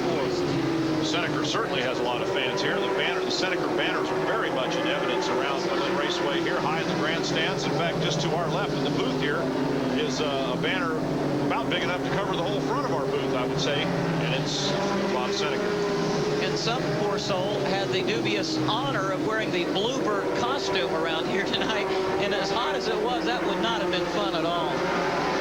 Well, as we watch the leaders, the top five in this race, we move up to the leader, number 5, and that is Brian Reffner. We'd like to thank Dennis Lampman for his insight, and Dennis, stop by anytime. If you indeed are not going to be in your race car, you're more than welcome here in our broadcast booth. All right, thanks for having me. Dennis Lampman, normally driving the number 9, and he's visiting our booth here this week. We'll be back with more action from Berlin Raceway. Brian Reffner, the points leader, is out in front. He's won more than $500,000 the Texas Invid top 5 finishes. Grigsby reads Bassmaster Sean Grigsby is a champion. Winning over $500,000 on the Bassmaster Tournament Trail takes more than just the right tackle. It takes a lot of skill plus a few secrets. I try to key on fish others tend to miss. I do it by downsizing my baits and slowing them down, way down. This is the kind of know-how that we pros share with our fellow BASS members. And we do it all right here in the pages of Bassmaster magazine. 10 big issues a year are loaded with tips and techniques that will teach you how to consistently land more bass. So if you want to join those of us in the know, become a member of the Bass Angler Sportsman Society. Call now to sign up and we'll rush you this great tackle pack absolutely free. Call 1-800-FISH-561 now to join Bass. With your $20 paid membership, you'll receive 10 big full-color issues a year of Bassmaster magazine plus its free tackle pack with Berkeley's Power Rattle, Berkeley's XT Line, Berkeley's Power Sandworm, and a copy of the Spinnerbait Bass and Book. Call 1-800-FISH-561. The tour heats up as the top players in tennis cross the Atlantic and invade Europe. The top seed is on the line. Late night tennis, both semifinals from Austria, Friday at 12:30. Looks almost like a harvest moon, but it's not quite harvest time here in Western Michigan, except for harvesting a victory here at Berlin Raceway in the Michigan 300. We heard that we had penalties assessed against Brad Loney 2 laps and against Todd Forbes 1 lap penalties for pit infractions. Ralph, any more word on that? Brad Loney changed 4 tires. That's why he got 2 lap penalty. You're only allowed to change 2 under a yellow, Brian. And Todd Forbes changed 3. That's why he got 1 lap less than Brad Loney. But it was too many tires under the yellow.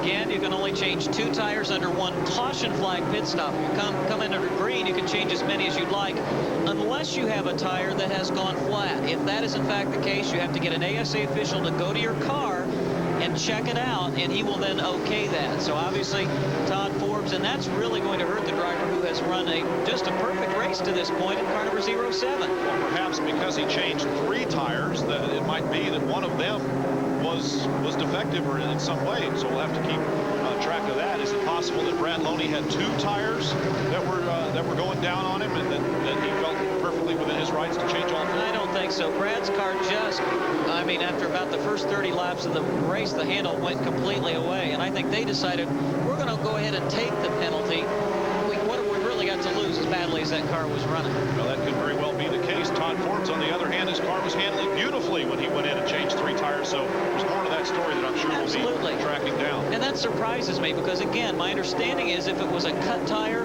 and it was actually flat, then he would have been permitted to change that tire.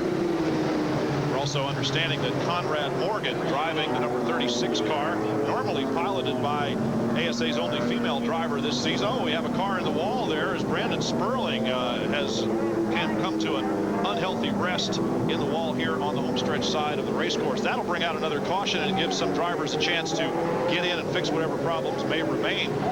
Our 6th caution here, 186 laps into the 300. There's Roger Slack, the young flagman for the American Speed Association, flagging them down behind the pace car. Johnny Benson, Ryan Reffner side by side, Dave Sensible. They are the contenders, and Sperling backs his car away from the wall and continues.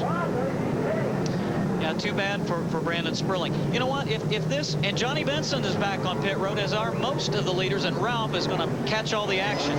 Okay, we saw Benson take left side tires last time. This time he takes right side tires, and everybody else is coming in as well. So this ought to even up everybody on fresh tires and make things real interesting. The biggest problem for Johnny Benson right now is the fact that he's pitted so close to Brandon Sperling that he had trouble getting in and out of the pits.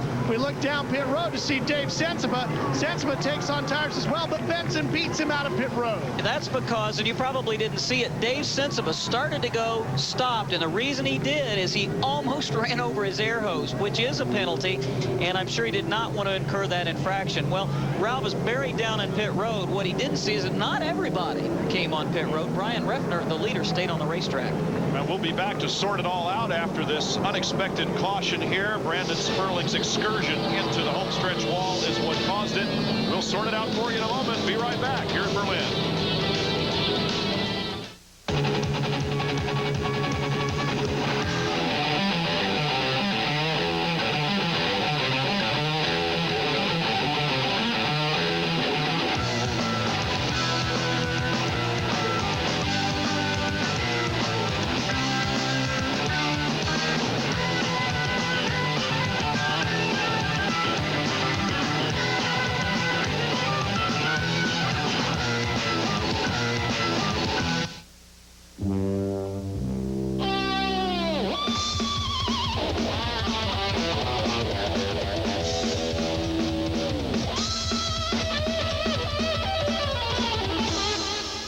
Mother's California Gold, the finest cleaners, polishes, and finish restorers. Carnauba wax protects and shines. Easy to apply, looks great.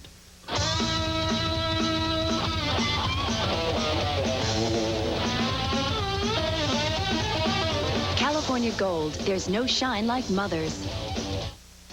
The 95 racing season is hotter than ever, and Napa's leading the way with the Road to the Championship sale. For a limited time, pick up great-looking Napa racing caps for just $3.99. Valvoline all-climate motor oil, only 89 cents. And a 500-watt halogen work lamp is yours for a low $14.99. Napa's Road to the Championship sale, where everyone's a winner. We keep America running. We keep America running. Follow the U.S. Olympic hopefuls in their quest for the gold, their journey to be the best on the Prime Olympic Odyssey. The Phillips 66 National Swimming Championships and Women's World Bowling Championships, Sunday on this regional sports network. You'll be happy to know that Rob Albright just got an A on his scoring test as he wrote down the numbers of the cars on the lead lap, and it was confirmed, corroborated, if you will, by our great statistics group up here. The famous know-it-all brothers have confirmed that our 9 cars on the lead lap, we'll run them down for you in a minute. There's the leader, Ryan Reffner, who did not pit. One of ASA's talented young up-and-coming rookies, the driver of car number 51, Brandon Sperling, and he is the reason for this most recent caution. Here he comes. We'll get a chance of him scraping the wall and almost almost took the camera. I wouldn't have wanted to be operating that camera. That is one brave cameraman, wouldn't you say? No, actually, the camera's mounted on the wall. And he does make contact right here in turn number 1. Brandon, of course, from Yorba Linda, California, driver of the Ultra Custom Wheels Baja Chevrolet. And Ralph, what was the problem for Brandon? Right here, Rob. See the brake rotor? Big chunk missing right in between. No brakes when Brandon went into the wall. Pretty good hit out there. What's it feel like when you have the brake rotor break on you like that? Did the brakes just go away? I guess it just broke, and then the front left locked up on me and spun me around before I even knew what was going on. So Brandon Sperling's Ultra Custom Wheels entry done for the night. Broken brake rotor. Brandon came to ASA through a convoluted series of events. Eddie Sharp talked him into coming into ASA, and Eddie Sharp was suggested to ASA by Johnny Benson Jr. And by the way, happy birthday to Eddie Sharp today. Well, we would also like to extend some get-well wishes to some folks and some condolences to a couple of others. A driver that was very severely injured at our last outing in Topeka, Kansas was Doug Mayer. In fact, 3 drivers ended up in the hospital. Rick Miller is here tonight, and he's competing. Gary St. Amant, not quite as badly injured. Doug Mayer very seriously injured, some cracked ribs and just all kinds of things, a concussion. And we would like to ask you, race fans, to let him know you're with him. He was released from the Topeka hospital. He was then home to Milwaukee on August the 3rd. This past Thursday, he was discharged and will continue rehabilitation at Sacred Heart on an outpatient basis. But he'd love to hear from you. Write to Doug Mayer, care of Franklin Motorsports, 8005 South 13th Street, Oak Creek, Wisconsin, 53154. We'd also like to say hello to a couple of other folks. Bruce Sparman, who is very, very ill, and he's tuning in tonight. Bruce, our prayers and thoughts are with you, buddy. He was a racing cohort of Ted Smokestad's dad, and he was Ted Smokestad's idol growing up, a former USAC racer. We want him to get well, and our condolences to Rudy Guess and his family. His mom, Ruth, passed away on the 10th. She was a real ASA racing fan, so we'd like to recognize those folks tonight.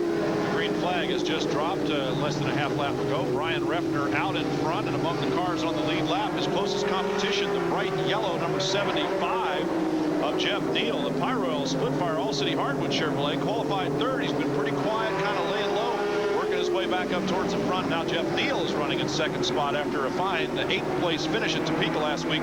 His best effort of the season that has been marked by a lot of bad luck. I'll tell you, the man on the mission is that 07. You can see him.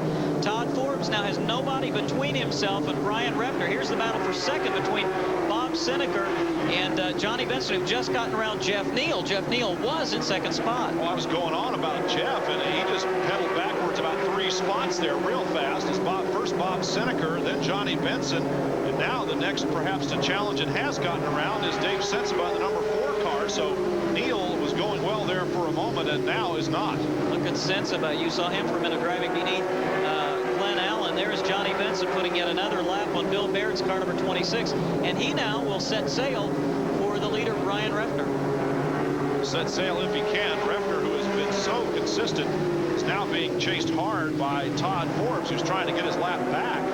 And the way Forbes was running before he came in would lead us to believe that he's capable of doing just that. He's really on a mission, as you mentioned before. Behind the 4 cars that you just saw on your screen, Jeff Neal is 5th.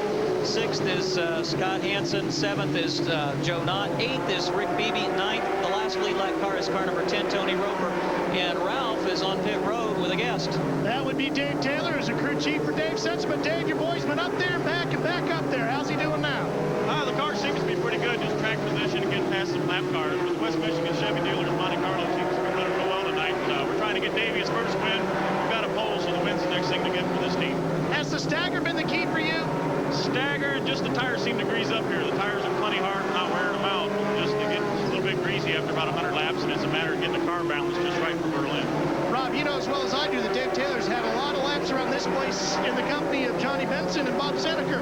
So he might know something that will help Dave Sensabaugh to victory lane tonight. Formerly crew chief in the Leroy Troop stables and worked, as you mentioned, with Bob Seneker and Johnny Benson.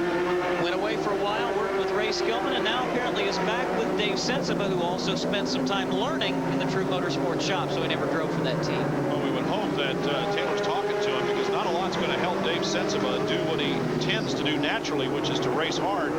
This place is a racetrack that rewards patience. Sensabaugh has been very patient so far. He's let the track kind of come and go. Of course, he has a lot of experience here. Now he's being patient while he watches the front three kind of open up some ground on him. We just mentioned the top 9 and 10. This Todd Forbes on the tail end, well, actually a lap down. 11th is car number 15. There he is, Glenn Allen Jr., also 1 lap down. Mike Miller shown in 12th position, 1 lap down. Leaders continue to circulate. Refner with pretty much a clear track ahead of him now, and the race behind him. As we see the 36 car back out on the racetrack. We had heard the night was over for that car.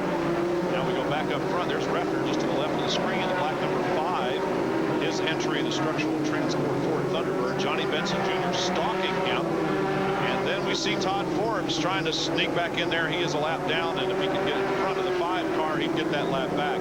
Ralph Shaheen is now hustled on down to the number 5 car's pit. You make me sound so energetic when it was only across the pit road. Thank you, Brian. Les Bach is his crew chief for Brian Refner. Now, you're the one guy that Benson doesn't seem to be able to get around with ease. How come?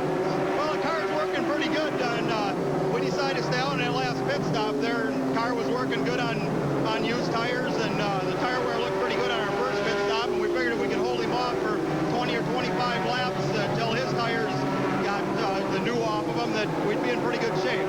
Hey, Brian, I haven't seen any sparks coming out of the backside of Forbes' car lately. If he gets that lap back, he's going to be a player again. He's going to have a hard time getting that lap back. Now he has to worry about getting around not just the leader, but 2 other cars. And look who is charging into 3rd position, and maybe just a couple of moments into 2nd spot is at Johnsonville Ford of Bob Seneker.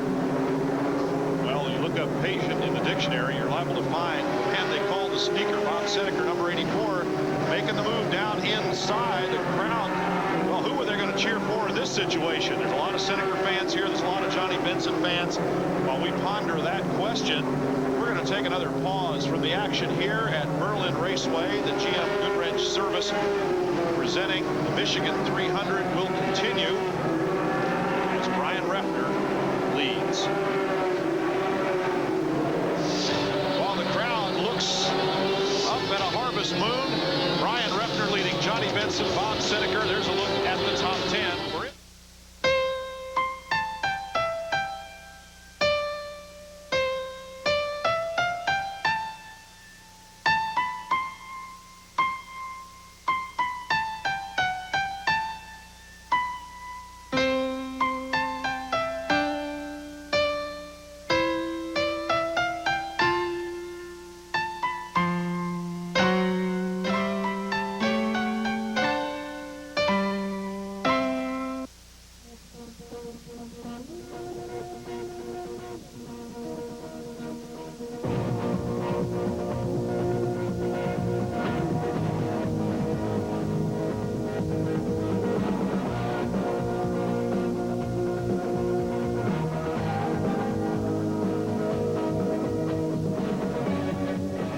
The PBA Tour blows into Maui Tuesday at 7.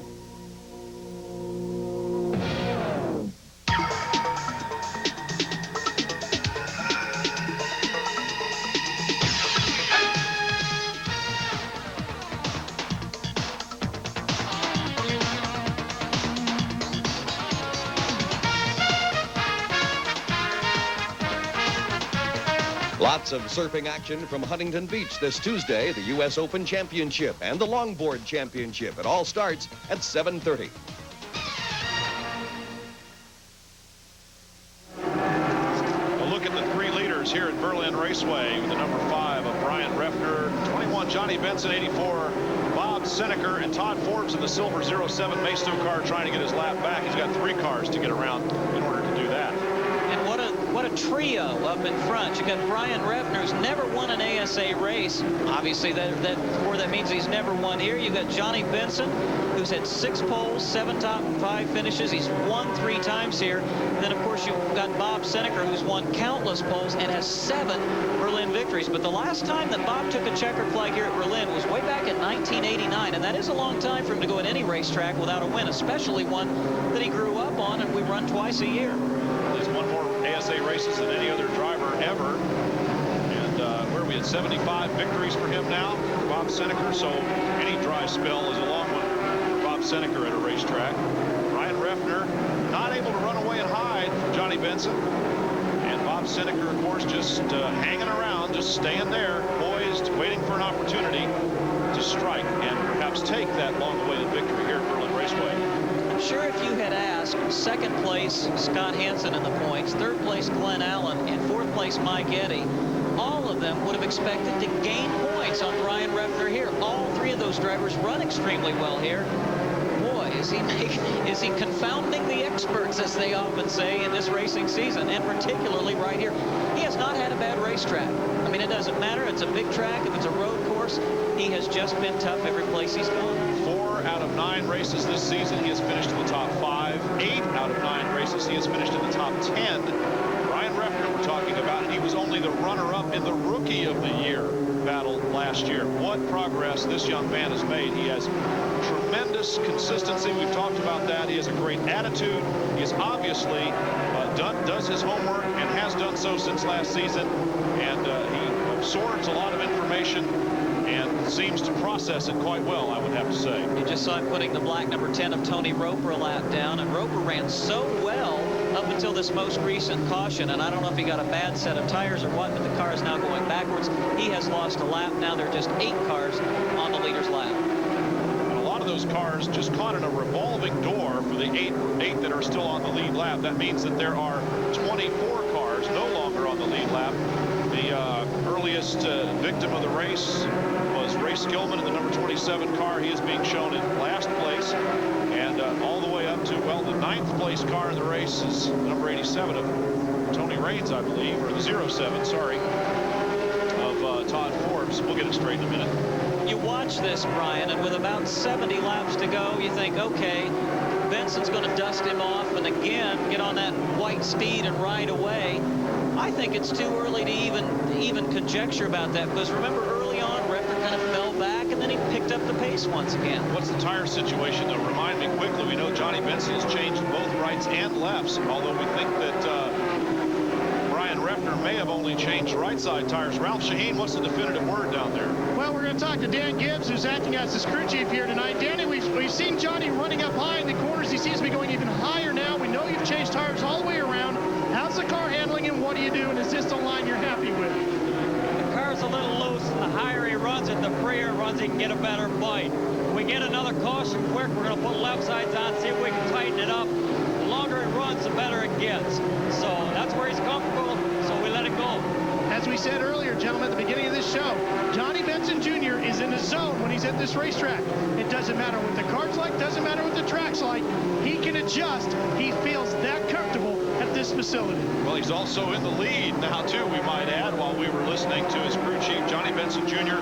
has taken, I think, for the first time in this race, the lead at Berlin Raceway. And I think you're going to see very quickly that Bob Seneker, if he's got anything for Brian Reffner, he'll put the pressure on, because he knows if you give Johnny a lead, it's going to be awfully tough to make it up.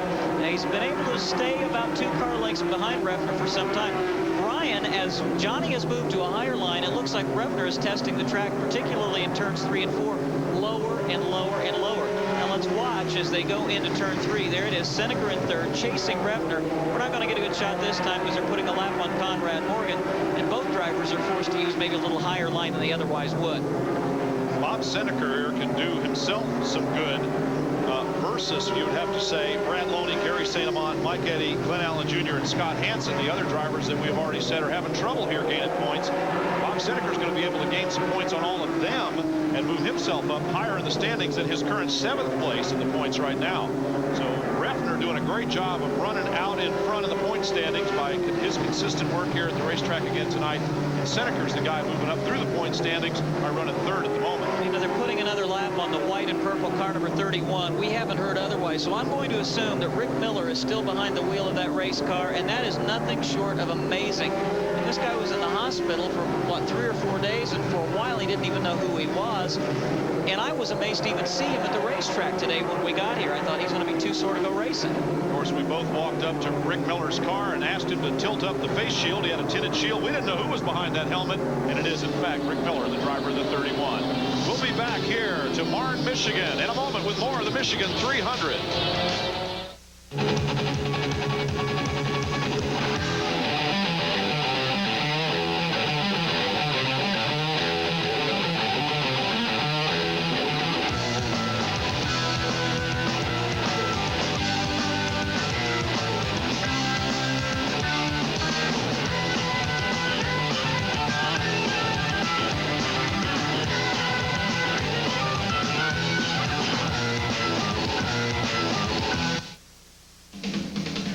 Take high-performance sports car technology and combine it with the #1 name in motorhomes, and what do you get? The exciting new Rialta from Winnebago Industries, the official motorhomes of NASCAR. The fuel-efficient Rialta features front-wheel drive maneuverability, great towing capacity, a unique floor plan, and is fully self-contained. So whether you're following the NASCAR circuit or enjoying America, the Rialta is built for you.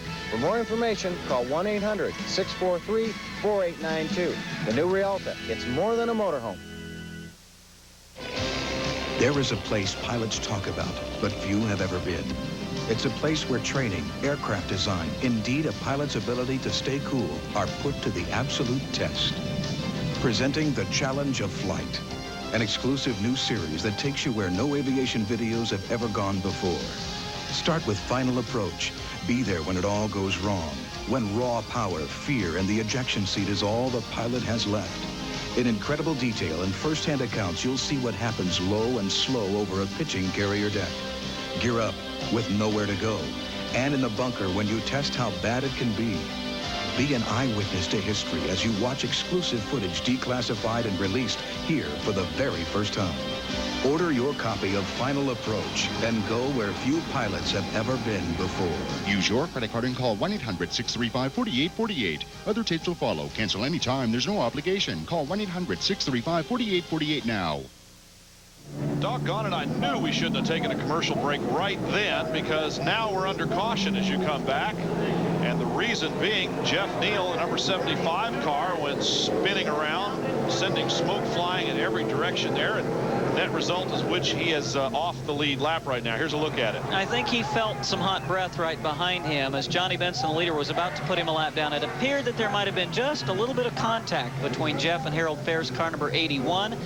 Just enough apparently to send Jeff spinning. He hustles it around trying to salvage his lead lap situation. He doesn't. Now watch Neal come down to the bottom, puts the squeeze on Brian Refner and Bob Seneker in the second and third place cars, both able to get past. Well, it's amazing that you say he hustled it around trying to save his lead lap position. I'd be hustling around just trying to stay off that wall. And I was about to tip my hat to Jeff Neal for being one heck of a driver, just to keep that car kind of lined up in the middle of the track while he did a 360 out there. Harold Fair going down into the grass, and Jeff Neal now off the lead lap. Fourth at IRP this year, 8th last time at Topeka. And Bob Seneker escaping unscathed out there. A lot of the young race fans of the American Speed Association hang on the every word of our colleague Josh Duvall. Well, here's your chance, and here's Josh.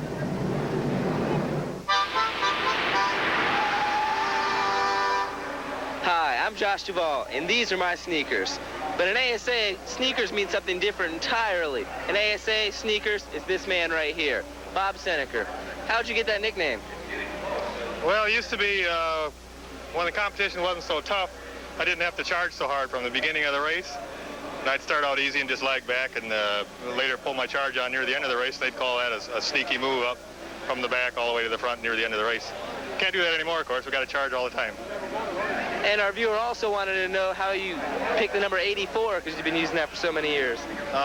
That's a boring answer. When I first started racing, I chose the number 34. When I got to the racetrack, somebody already had 34, so he made the 3 into an 8. Simple as that. Thank you, Bob. That question came from Jasper Caro of Grand Rapids, Michigan. And if you have a question, send it to me at The Young Racers, P.O. Box 26792, Charlotte, North Carolina, 28221. I'd like to see the original artwork on the side of that car with the 3 changed into an 8. I bet that was pretty interesting. Well, I've seen some pictures of his early rides, and they were not pretty, I can tell you that. Let's go down to Ralph Shaheen, who's with the crew chief for the 84 car. That would be Dan Crawford. Dan, how's the car?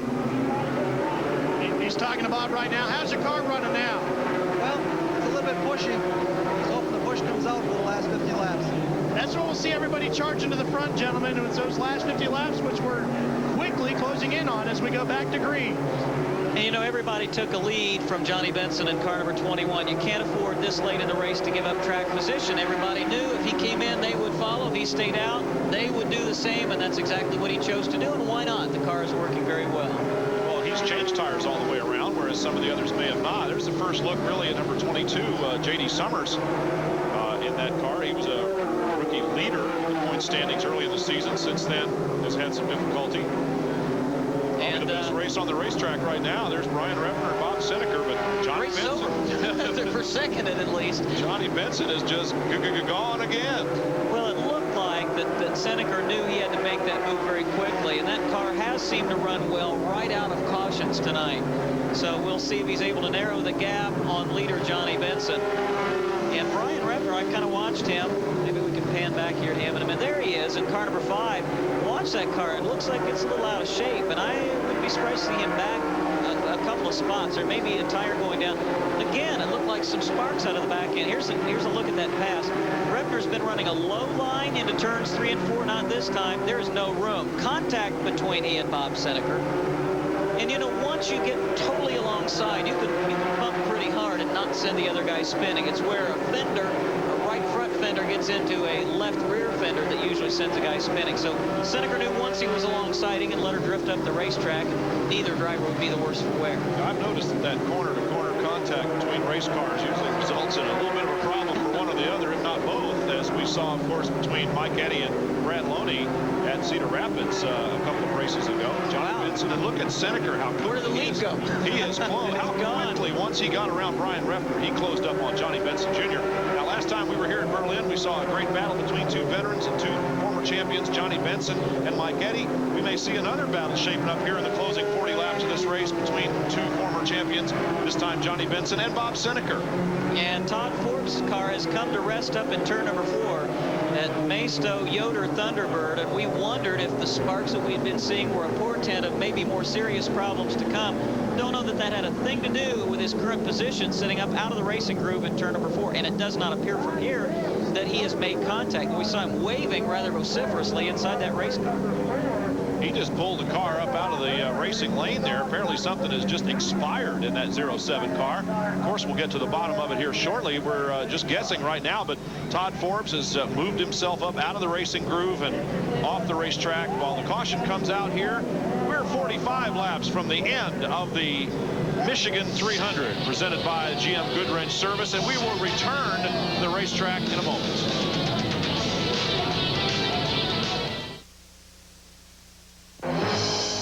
The show is a very fresh and interesting mix of science fiction, fantasy, action, and very contemporary comedy. For a Star Trek audience, they'd be crazy for it. Action!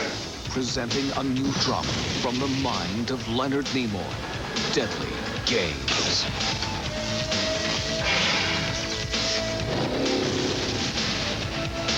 Deadly Games. Coming September 5th to UPN 38. Follow the U.S. Olympic hopefuls in their quest for the gold, their journey to be the best on the Prime Olympic Odyssey.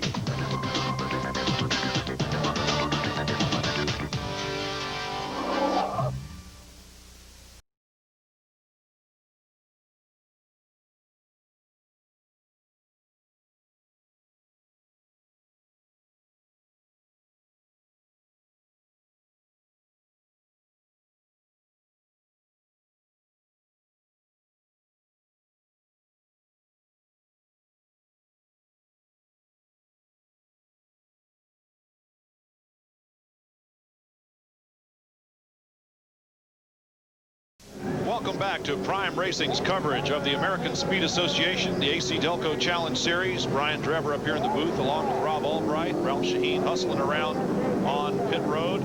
There's Todd Forbes' car and Ralph Shaheen just on the left of the screen there. There's a good look at him. And Ralph, you got some more? Well, we got Todd sitting right here. He just pulled in. Todd, what happened? I don't know, something broke. It made a big boom and it seemed like it quit pulling itself. So either something in the transmission or whatever. We had seen sparks out of your car earlier. Do you think it's related to that? It's very possible. It felt like there was something broke inside the back. It was kind of weaving back and forth, so it slowed me down. That's why I came in on the caution the second time. Well, they have restarted, and now the 5 leaders, at least, are not separated by any lapped automobiles. We would appear to have a clean run to the checkered flag here with Johnny Benson Jr. leading Bob Seneca.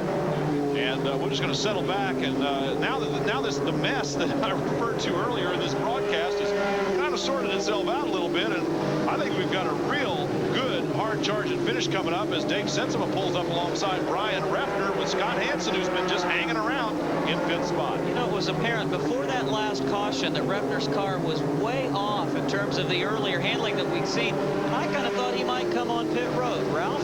Rod, the tires on Brian Refner's car are no good on restarts. Once he gets going, builds a little heat back up into those tires, those old tires come back around. We should see Refner regain dominant control on that number 5 and once again challenge for the win. Well, if he doesn't lose too many track positions in the meantime, Sensema is trying to nerf him out on the inside there and squeak up, and he looks like he's about to make the pass, and just as soon as he looks like he's about to, Brian Refner fights back on the outside. There's that two-groove racing for which this place is so famous. And again, if you weren't with us in June, the reason Dave Sensema can catch him and get alongside but not get past is he needs to be able to work the whole racetrack. When Refner forces him on the bottom all the way around, the car simply cannot get good traction off turns 2 and 4. He can get into the turns very aggressively, but he has to get off the throttle coming out, and that's why Refner so far has been able to hold him off. It always looks so peculiar when two cars race side by side, because clearly the shorter way around the track is down on the inside, but the car on the outside able to go just that little bit faster in its own groove and maintain the position. A little bit of wiggle waggle there, and maybe a little fender touch on the backside there, but no harm done. These two guys have done it before. Well, as Mike Eddy would say, if they wax these cars before the race tonight, why bother? You're going to rub it off on somebody else's car anyway. That's exactly what he said to me a couple of weeks ago. I had said to him that he ought to have his car all shined up nice with 3 weeks off, and he said, we're not putting any wax on it because we just scrub it off on somebody else's car in 3 or 4 anyway. Scott Hansen waiting, lurking behind them in 5th position. He's going to see who takes the advantage, and again there's contact between Sensema and Refner. Well, Sensema's car just a tiny bit loose there, a little tail happy as it works down on the low side there. Refner's car just rock steady on that high groove. And Scott Hansen, as he has done so many times in the past, just kind of taking a front row seat here, trying to figure out if these two guys go somewhere, which way are they going to go, and then how's he going to get by. And just when it looks like Sensema's clear, the battle back by Refner, but now again Seneca has closed in on the back bumper of Johnny Benson's car number 21, and look at the different line that Benson is now running. He's moved to the bottom of the racetrack, and I think I know why, because that's where Seneca has been working well. And Johnny's going to try to force Bob to go up top. That's defense there as Johnny Benson Jr. getting ready to drive wide here in the final 30 laps of the race, because that's where it's going to count. He says, okay, if Bob Seneca can get around, he's going to have to go around the outside. And Benson forces his car, which seemed to want to run high, down low, because that's what he has to do right now. Advantage who at this point? Not sure. I gotta like the chances of Bob Seneca, because he's just driving around, seems to be able to go anywhere he wants to. Of course, he's hungry for a win here. And how many times have we had the same driver win a race at the same racetrack twice in the same year? Another question posed for the know-it-all brothers. Yeah. Well, I'm sure we'll have an answer before the evening is over. Well, Bob Seneca has now pulled up into 7th in the season-long point standings, and though most people think that the top 4 are going to settle it, I think he may have other thoughts. He has one championship. That was in 1990. And let's take a look at those points once again. Or there is the points battle on the racetrack. That's the points leader, Brian Refner, and the second man in the current standings, Scott Hansen.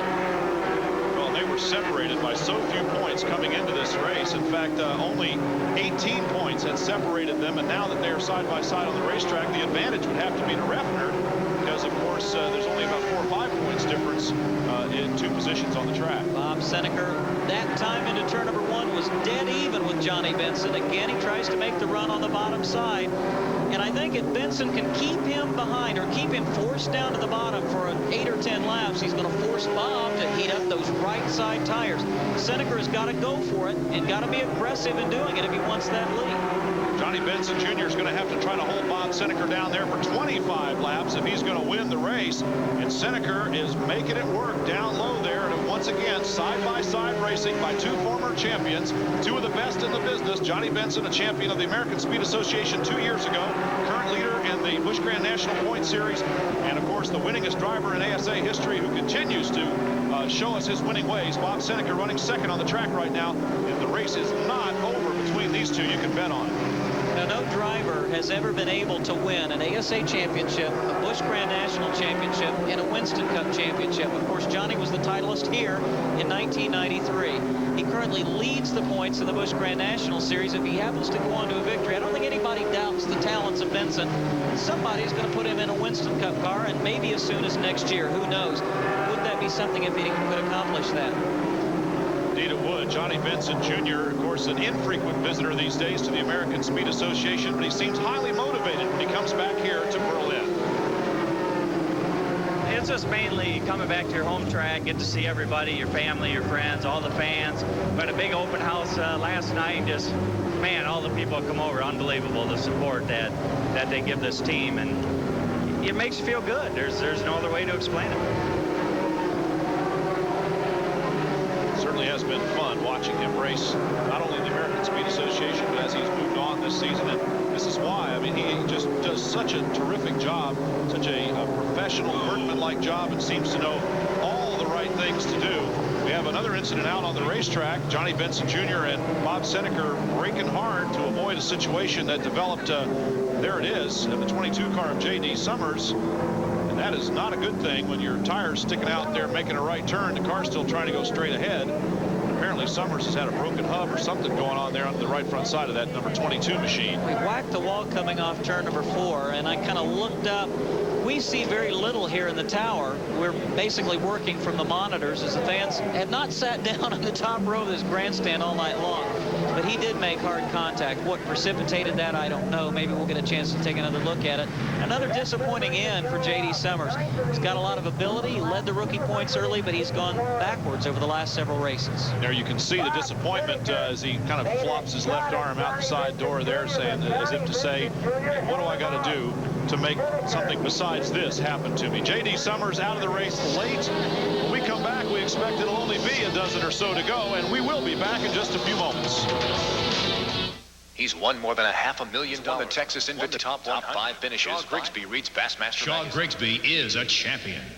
Winning over $500,000 on the Bassmaster Tournament Trail takes more than just the right tackle. It takes a lot of skill plus a few secrets. I try to key on fish others tend to miss. I do it by downsizing my baits and slowing them down, way down. This is the kind of know-how that we pros share with our fellow BASS members. And we do it all right here in the pages of Bassmaster magazine. 10 big issues a year are loaded with tips and techniques that will teach you how to consistently land more bass. So if you want to join those of us in the know, become a member of the Bass Angler Sportsman Society. Call now to sign up and we'll rush you this great tackle pack absolutely free.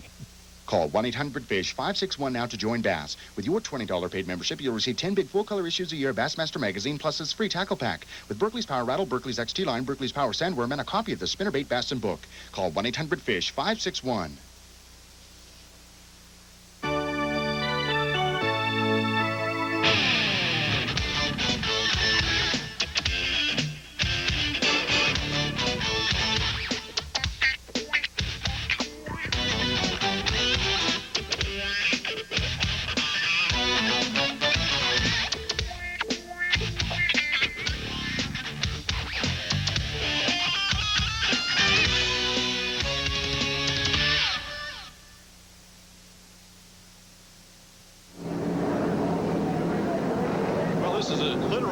Where they say you can buy the whole seat, but you're only going to need a little bit of it. They don't need any of it here. There's only a few people sitting down, and that's because we're under caution here at Berlin Raceway in Marne, Michigan, the western part of Michigan State here. And Johnny Benson Jr. from nearby Grand Rapids, certainly a hometown favorite. There's Mike Eddy, whose early misfortune in this race has been somewhat offset by him being shown now in 11th place, down a lap.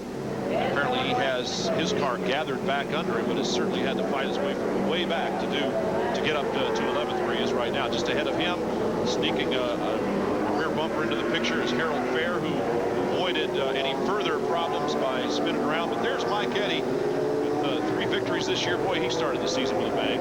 And it really surprises me. I didn't realize he hadn't won a pole yet this year. 96.3% of all laps completed. Brian Refner leads that category with 99.9 out of 1,300 some odd laps. He's only failed to complete 1. Mike has led 644 laps. I believe that's, he leads the field in that category. Back to green flag racing. racing here. Of course, we will have at least 5 laps green. We are showing 15 or 14 now, more accurately, to the end of this race right now. Johnny Benson Jr. and Bob Seneker were side by side a while ago until the incident a moment ago with J.D. Summers caused the caution flag to come out. We would expect them to resume their battle with just as much gusto as they were showing earlier. And look at Dave Sensiba putting the move on Seneker. Actually brushes him a little bit and gets Seneker momentarily sideways. But Bob not out of the throttle for long as he stays right on the tail end of Johnny Benson. Well, the first 4 now have separated themselves pretty significantly from the rest. Fifth place car would be that of Brian Reffner, number 5. He's a little bit out of the picture. You see the 75, I believe, of Jeff Neal kind of stuck in between. Or no, actually, that is the 02 yellow car there. Now Reffner makes his way around. You can't see what we're talking about with fifth place car number 5 is just probably 20 car lengths back. These guys are trying to check out as a group. 2 other cars remaining on the lead lap. Joe Knott is 6th, and the rookie Rick Beebe runs in 7th position. Glenn Allen Jr. 1 lap down in 8th. Talking about Rick Beebe, ever since his miscue in the first race of the season, not failing to make the field, he had thought that would be a $50,000 tire that caused him to miss that field. And Rick Beebe has since fought back and has been as consistent as this man, Brian Reffner, in the rookie points battle. Beebe driving the number 6 car. We're going to look at him in a minute. But right now, looking at Brian Reffner, the points leader, and who took that points lead with his great finish at Topeka. Back to the battle for 3rd place in the race now as Johnny Benson Jr. and Bob Seneker are out in front, but side by side go Reffner and Sensiba and Hansen. And hey, there are only 8 laps to go in this race. 8 laps remaining in the Michigan 300, presented by GM Goodwrench Service here. The crowd on its feet in anticipation of perhaps the 2nd victory this season by Johnny Benson Jr. or by another of their favorite drivers here, Bob Seneker in the 84. And Scott Hansen now has cleared Dave Sensiba. He is clearly in 3rd position. And now look at him go to work on Bob Seneker. If he's able to miraculously get by both of those cars in front of him in the last 7 laps, wonder how much credit he would give Johnny Benson for spending a few laps in his race car this afternoon. Well, we gave credit, as Hansen did before the start of this race, to Johnny Benson for helping him with the setup and then further helping him with the setup by actually driving Hansen's car. I was standing down in the turn 3-4 area just checking out some and Hansen gathers it back up after getting a little bit of a nudge from Dave Sensiba there. Great driving by a great driver, and that caused him to lose some ground. And Bob Seneker absolutely has to love it, as now he doesn't have to look in the mirrors at all. He can concentrate on the leader. Benson and Seneker's got a problem up in turn number 3, and it looks like the right front tire may have gone down. I don't know. He's trying to pick up the pace. Does the yellow come out or not? We remain under green, and Seneker will not win, and all of a sudden, Johnny Benson finds himself all alone with 3.5 laps to go. Well, Johnny Benson Jr. Inheriting some good fortune from the misfortune of both Scott Hansen, who lost some ground, getting nudged there by Sensiba, and now Seneker, who went up into the wall and back down again. Scott Hansen now shown in 2nd spot with Dave Sensiba 3rd, and Johnny Benson Jr. well out in front as we see 3 laps to go in the Michigan 300. And here's Reffner closing again, and it looks like Ralph was absolutely right. And there comes Seneker on pit road with only a couple of laps to go. If he could have nursed that car around, I think that's what I would have done. But oh, what a disappointing end for Bob Seneker. The battle now will be for 2nd position between Scott Hansen and Dave Sensiba, and it looks like Scott may be able to hold him off. Well, and the end result is for the points battle, things will remain virtually unchanged. We're getting ready to go on the final lap here. In fact, we are on the final lap as we get ready to wave the checkered flag for the 2nd time this season to Johnny Benson Jr. The crowd loves it, and he has his 2nd victory on the very same racetrack, 2 for 2 here at his home track in Berlin, the Berlin Raceway in Marne, Michigan, just a little west of his hometown of Grand Rapids. Johnny Benson Jr. winner for the 2nd time in 1995 on this racetrack. And that may have been the largest margin of victory at Berlin Raceway in a long time for Johnny Benson. It ended up being about 6 or 7 car lengths, and it looked like the top 4 were going to finish under a blanket. And there is Bob Seneker, whose last couple of lap problem there remains a mystery at this point, just exactly what it was. We'll take a break right now as Johnny Benson Jr. drives up to victory lane. We'll visit with him, of course, and the rest when we come back to Berlin Raceway.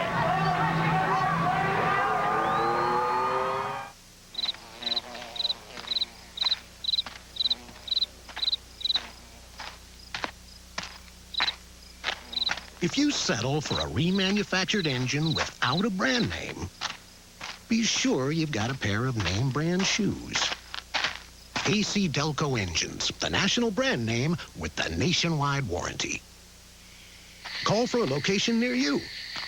Of course, if you come in on foot, we'll understand. Win's Extend Supreme Plus is a patented oil supplement especially formulated for today's high-tech engines. Extend helps increase oil life, combats engine wear, and reduces oil oxidation. So next time and every time you have your oil changed, ask for Extend, the supplement that will not void manufacturer's warranties and comes with its own 100,000-mile warranty. Extend Supreme Plus, a Win Oil Company product since 1939. Available at your quality service facility, including Firestone, Goodyear, and Grease Monkeys.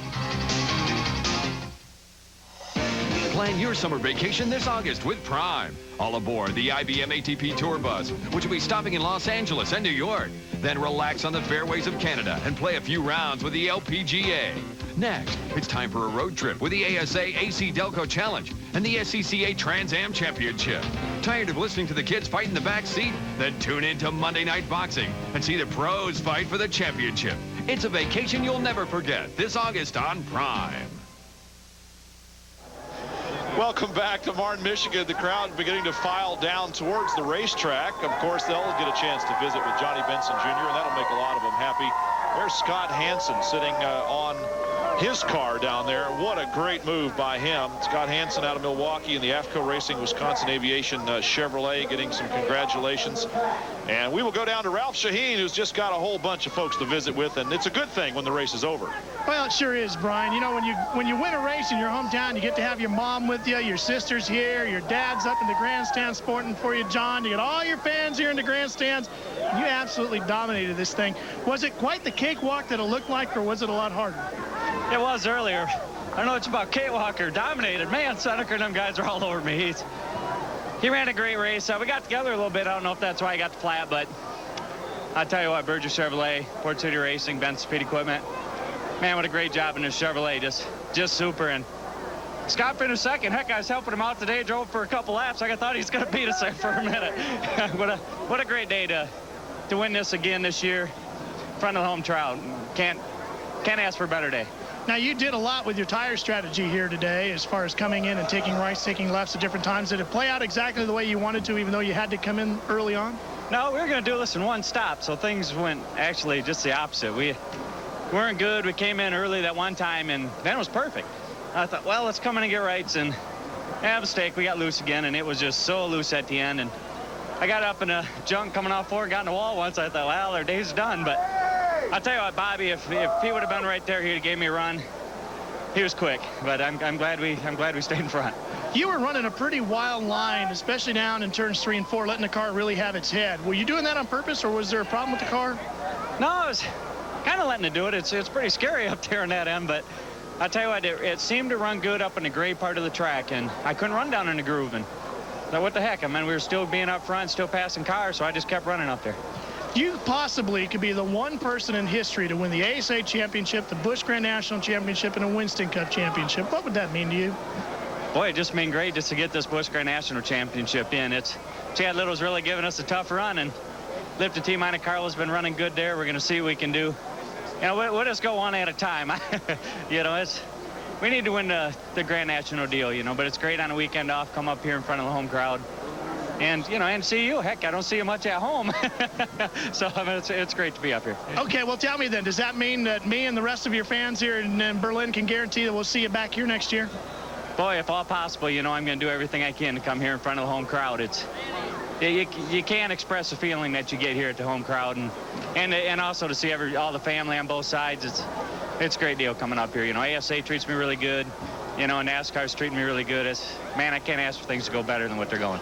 Former ASA champion Johnny Benson Jr. has done it again, winning at Berlin. One guy that wanted to be here tonight, another favorite son, Butch Miller, lost an engine at Topeka and just wasn't able to get that thing put back together. I'm sure he'd have been a factor as well. Here's what's coming up on the schedule. The Milwaukee Mile coming up. Well, actually, the next race is next Saturday night at Anderson. We talked about that one. And then on Sunday, August the 27th, we go from the quarter mile at Anderson to the mile at Milwaukee.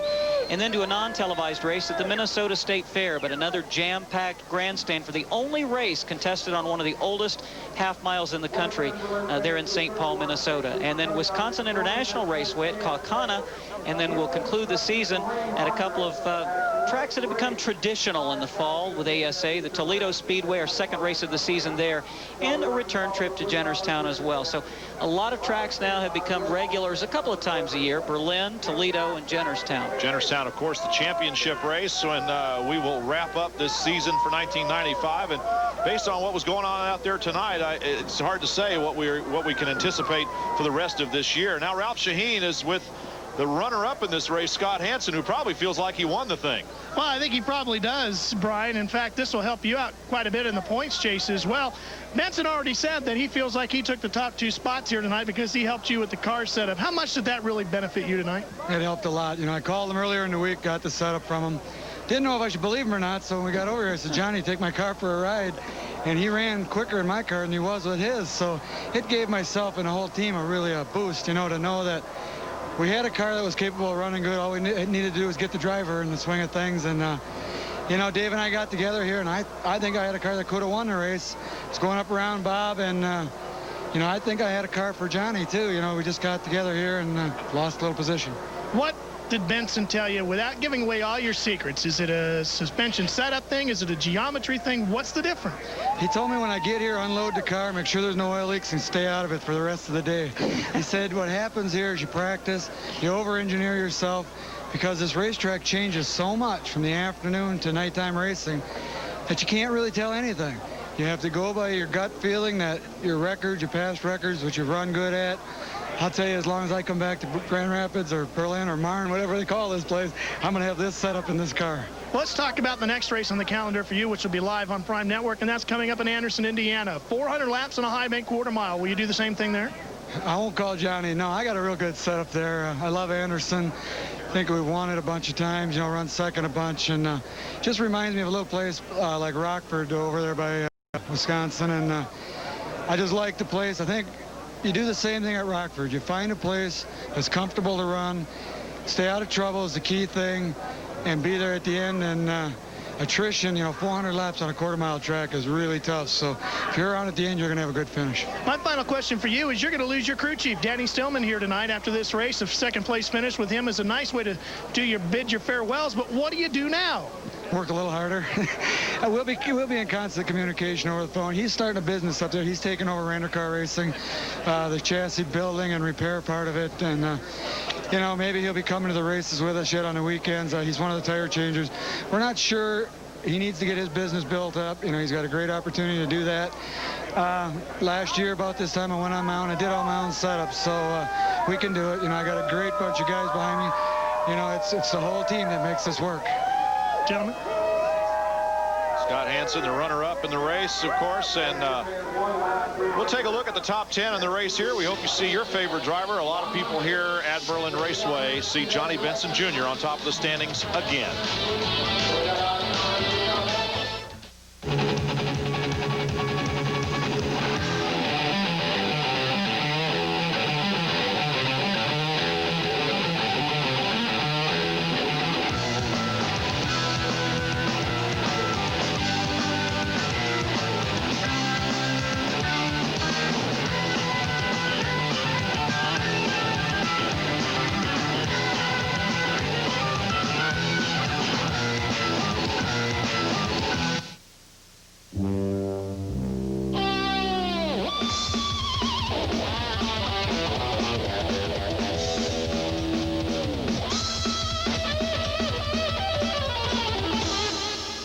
Mother's California Gold, the finest cleaners, polishes, and finish restorers. Carnauba wax protects and shines. Easy to apply, looks great.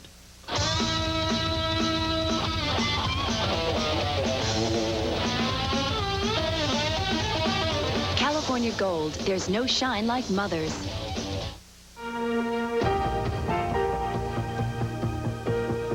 It's a funny old business. I've had years when I thought I should have won and didn't. And I had a year when I didn't think I would win and I did. So you got to be prepared with the best car, the best people, and Goodyear Eagles. The only tire to have if you want to win the championship.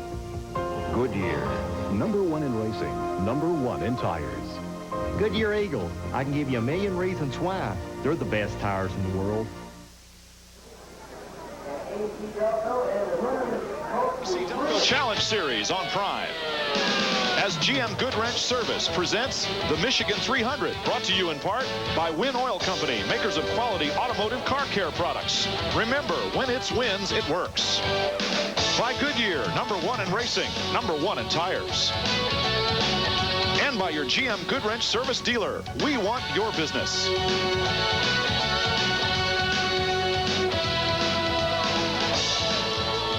Down in Victory Circle, Ralph Shaheen with, well, third place is all that's missing right now. That's Dave Sensiba. Ralph? Well, Brian, his race shop is just a couple exits up the street from here. You got to feel pretty good about this third place finish here tonight, especially with the quality of racing that was going on at the end and starting from the pole. What happened during the race that took you from first to third? Well, we waited and pitted a long time into the race, almost midway, and we're going to try to go with one stop. And so we didn't hit the stagger quite right, so we had to come in again, and the car was a little tight, so I was trying to save it, and we were hoping for a caution. We got it to get up there and race with these guys. Is this one of those nights where they talk about turning the corner? You start on the pole, you finish third. Does that mean that victory is just maybe a race away? Well, I hope so. This West Michigan Chevy, Lane Automotive, Mr. Gasket, you know, they've been with me all through the year, and we've had some bad luck, and hopefully this is our turnaround for us. We've had an opportunity to talk to Brian Refner quite a bit, and he says a lot of what's made him a points leader this year is the battle he had with you last year. What did you learn out of that fight for Rookie of the Year, which you won, that is making a difference in how you do your sophomore season? Well, you know, running for points, we battled each other, and this year we can come out and battle, you know, everybody on the track. We come out to win, and how the points fall is how they're going to fall. What's going on with this car? Is there one thing it's missing? Well, we're not really sure. This is Gary St. Amant's car from last year, and we threw it together in a week, so we're just keep fine-tuning it. It's our best car right now, and I think we're getting it there. Anderson, Indiana is up next. What does that mean for Dave Sensiba? We're going to take a rental car there and save our good car from Milwaukee. Can you explain a little bit? I mean, for those that have never seen it, it's a high bank quarter mile. It's the ASA version of Bristol, I always say. What's it like for a driver? Oh, it's like a bull rank. There's a lot of rubbing going on, and you're on your toes 400 laps. Rob, I think the best way I ever heard it described was like flying a jet fighter to Tunisia. That made that statement. And he's always credited with that, so who are we to argue? You know, he might be. And by the way, with Benson's win here, I think the last time a driver won 2 races at the same time, George is going to correct me if I'm wrong, I can assure you. Mike Eddy, 1991, right here. That's what I think. Another post note on Dave Sensiba. He had been really quite ill by his own admission for the last 3 or 4 weeks. Apparently he's feeling much better now, and well, it shows with a third place finish. Brian Refner, Sensiba, Refner, Sensiba. We've talked about those two guys in the same breath for so long. Joe Knott, the youngest driver in the American Speed Association, so there's a real youth movement towards the front here, and the top 5 results for the Michigan 300. Rick Beebe continues to just, well, actually live up to expectations after his first race of the season that he missed and really put himself down in the point standing. Since then, he has just, in the rookie battle, has been the man. Glenn Allen Jr. with a good finish in spite of some difficulties. Mike Eddy, amazingly enough, finishes 8th after all that happened to him tonight.